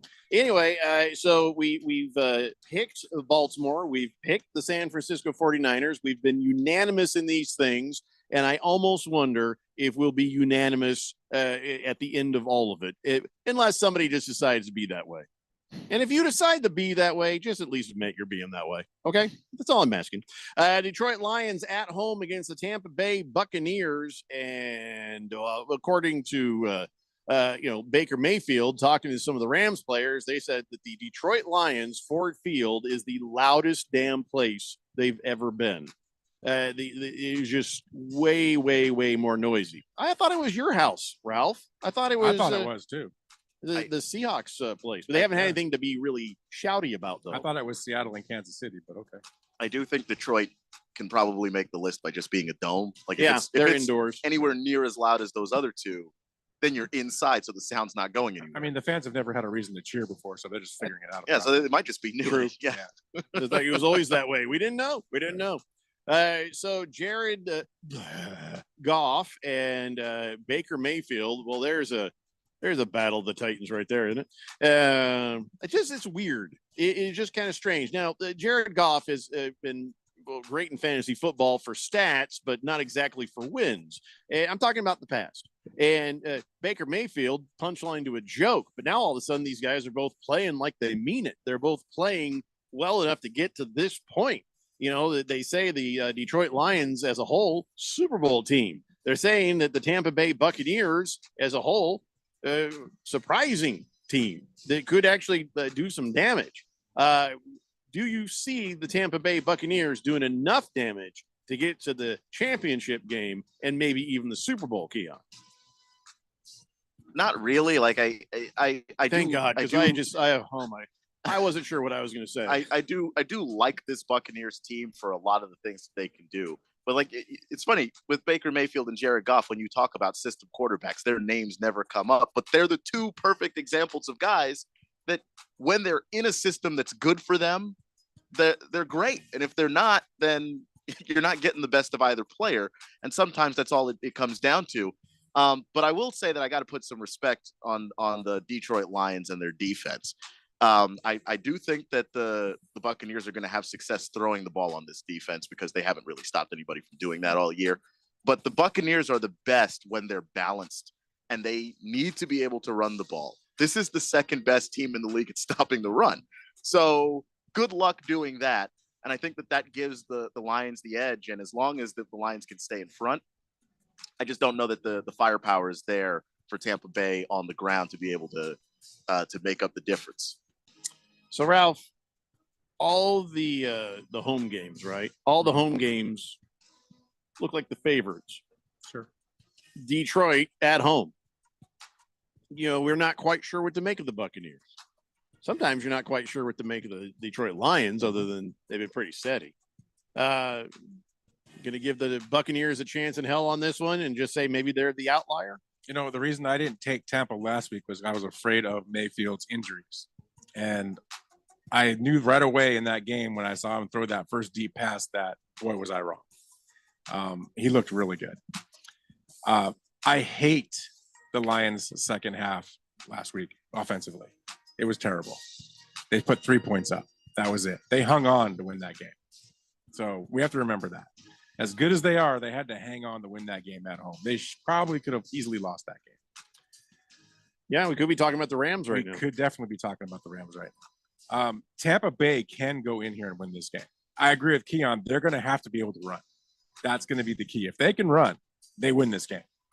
Flat out. And Philly's run defense was so bad last week that I don't have a good read on whether or not the Buccaneers were doing what they wanted or Philly was so bad they just couldn't stop it. And that was the next thing I was going to say. They played such a bad reeling defense last week. It made them look really good in all aspects. So you have to take that into account, right? So with all that said, you have to take Detroit at home. I mean, Tampa Bay's been in the playoffs the last 4 years in a row. Only team in the playoffs to do that, right? So the team's got experience, or some of them do anyway, have experience in doing this. I don't think the moment's too big for them. I'm with Keon. I don't think they're going to be able to run on Detroit. And I think Detroit's offense is good enough to hopefully get into a rhythm this time versus having that thing hanging over them last week of trying to win that first game in 35 years in the playoffs. Now that's gone. Now you can just go out there and play. So I'm going to take Detroit. I think Detroit wins this. Again, I think this is a close game. Everything you guys said, I can just say ditto to. But there's another aspect of this that makes me think, well, this is the Detroit Lions game. Okay, so last week a lot of the players played hard for Jared Goff to stick it to his former team, who stuck it to him in that trade. And this week I think that Dan Campbell, I think that Jared Goff, I think that everybody on this Detroit team is now playing for Detroit because they got so much love and they felt the history on their shoulders at the end of the game. You could see all these players kind of looking around going, okay. And, it meant a lot. It really did. So if there is a team that is emotional and is going to want it and is going to fight for it and is going to give up every single ounce of their body, play hurt for it, it's going to be the Detroit Lions. That team is going to be mentally and emotionally ready. The Tampa Bay Buccaneers, some of these guys have been on the team now. We won a Super Bowl. Yeah, we're here. And then they're going to be overwhelmed by the emotion and the sound of that stadium. I mean, they're professionals. I'm sure, it'll be a game, but really, I wouldn't be surprised if Detroit runs away with this one. Yeah. Just based on the flood of emotions. So that's my pick right there, and that's why. All right, so now we are still all absolutely agreed on everything. Will it continue? Got the Buffalo Bills at home against the Kansas City Chiefs. If there was a game that you can be completely sure about, it would be this one. How sure are you about this one, Ralph? Well, this is the game of the weekend. I think this is the best game. And you know me, I like Buffalo, and I'd like to see Buffalo actually get to the Super Bowl. Here's my problem with Buffalo right now. I'm really worried about the injuries they have on defense. They've got some pretty significant injuries on defense, and I think against a guy like Mahomes, that spells trouble. Now, the Chiefs have had a problem catching the ball all year. They seem to maybe last week with Rice have kind of figured that out a little bit. The weather's not going to be a factor because both teams are used to playing in it. I really want to see Buffalo win this game. I really think they're going to lose this game. Wow. I really do. I think that Kansas City is going to go in there and take advantage of those injuries on defense. And that's the biggest part for me is those injuries. And they're going to be able to move the ball up and down, and they're going to find a way to win this game because you have Mahomes and you have that hurting defense. I don't want to take the Chiefs, but I have to. I think the Chiefs win this game. All right, so I'm going with Buffalo. So at least there's one we're not all unanimous on. But before I talk about it, I want to hear from Keon. Who are you going with? Yeah, I'm going with the Chiefs too, and for the same reason. I was watching the Steelers game with Buffalo, and there was just a stretch where it was like, oh, there's another injured Bill. There's another injured Bill. Like this is a defense that was already kind of struggling in the first place, and now there's a lot of injuries there. Gabe Davis might not be 100%, and I know he's not the most consistent wide receiver, but he is a deep threat that matters on that team. Just the threat of him being out there. And so if he's not 100%, like he doesn't have that same threat in the secondary that he did before. So that means that they're even more limited on offense as well. So that puts more on the plate of Josh Allen. And I don't know if I like Josh Allen when he's forced into a place where he has to make plays, because some of the decisions he makes are just insane. And then, when you look at the Chiefs, I think the Chiefs found a little bit of a formula of, okay, we can't trust all of these receivers. Guess we'll just throw the ball to Rashee Rice then, and then run the football with Pacheco, because they're not one of the better rushing teams, but that's on volume. Like, they just haven't had that many attempts. When they do, they actually are one of the league leaders in yards per carry. So there are a lot of good things that the Chiefs are starting to figure out right now. There are a lot of things that are hurting the Bills in terms of injuries and things like that. I'm going to take the Chiefs. I wonder if I should change my pick. I think you have to. You have to. Hearing you guys talk about the defense that way. Here's the thing. I wasn't so worried about the defensive issues for the Bills because of the offensive issues that the Chiefs have had in the past. You know, they got through last week's game, but I don't know that they've solved all those issues. So that's kind of the way I'm looking at it, saying, okay, a deteriorated Buffalo defense might still be okay to stop the sort of hobbled, can't quite get it right offense for the Chiefs. But I mean, you make a good case. I also didn't like the way that they were playing defense last week just against the Steelers. Like, Mason Rudolph was staring down receivers, and for whatever reason, the Bills couldn't stop that or react to that in any way. Shouldn't even have been a game. They made Rudolph look good. Yeah, and that's what scared me. Patrick Mahomes ain't no Mason Rudolph. You know what I mean? Right. So that's where I'm concerned. I might change it. I don't know. I might not. I don't know. I'm going to be pulling for the Bills. I just don't think they win. I'm actually pulling for the Chiefs to get their crap together and play. If a team is good and they're entertaining, I don't care if they're there every year. I know a lot of people get annoyed with the Patriots. They're there every year. And I'm sure some people are kind of tired of the Chiefs. But, hey, as long as they're good and they're not jerks, why not? And the Chiefs have beaten the Bills 3 times in a row in a playoff game, right? And you know how the Chiefs are with 4 things in a row. So I think this is number 4. I really do. I think this is the sin of the old Bills. You're going to lose 4 direct playoff games against the Chiefs. And it's a shame because I think there's talent there, but I think the injuries are just going to be too much to overcome. Remember last week I said, I just got an instinct on the Houston Texans that they would win. I kind of have that same itch on this, but you guys sure do make a compelling case. Well, there you go, ladies and gentlemen. Those are our Harmon Solar NFL fan pick'em picks, and good luck to you. And we'll see how this whole thing pans out. Hopefully, it's just a good weekend of games to watch. We're running out of games, man. I'm starting to get sad. I get that every year when you start to see less and less games, it just does nothing but kind of remind us that we're so close. We're so close to this being over.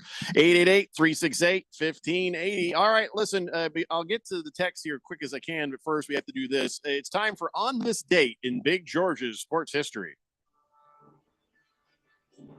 Back in the year 1975, former UCLA centers Kareem Abdul-Jabbar and Bill Walton faced off for the first time as professionals in the NBA.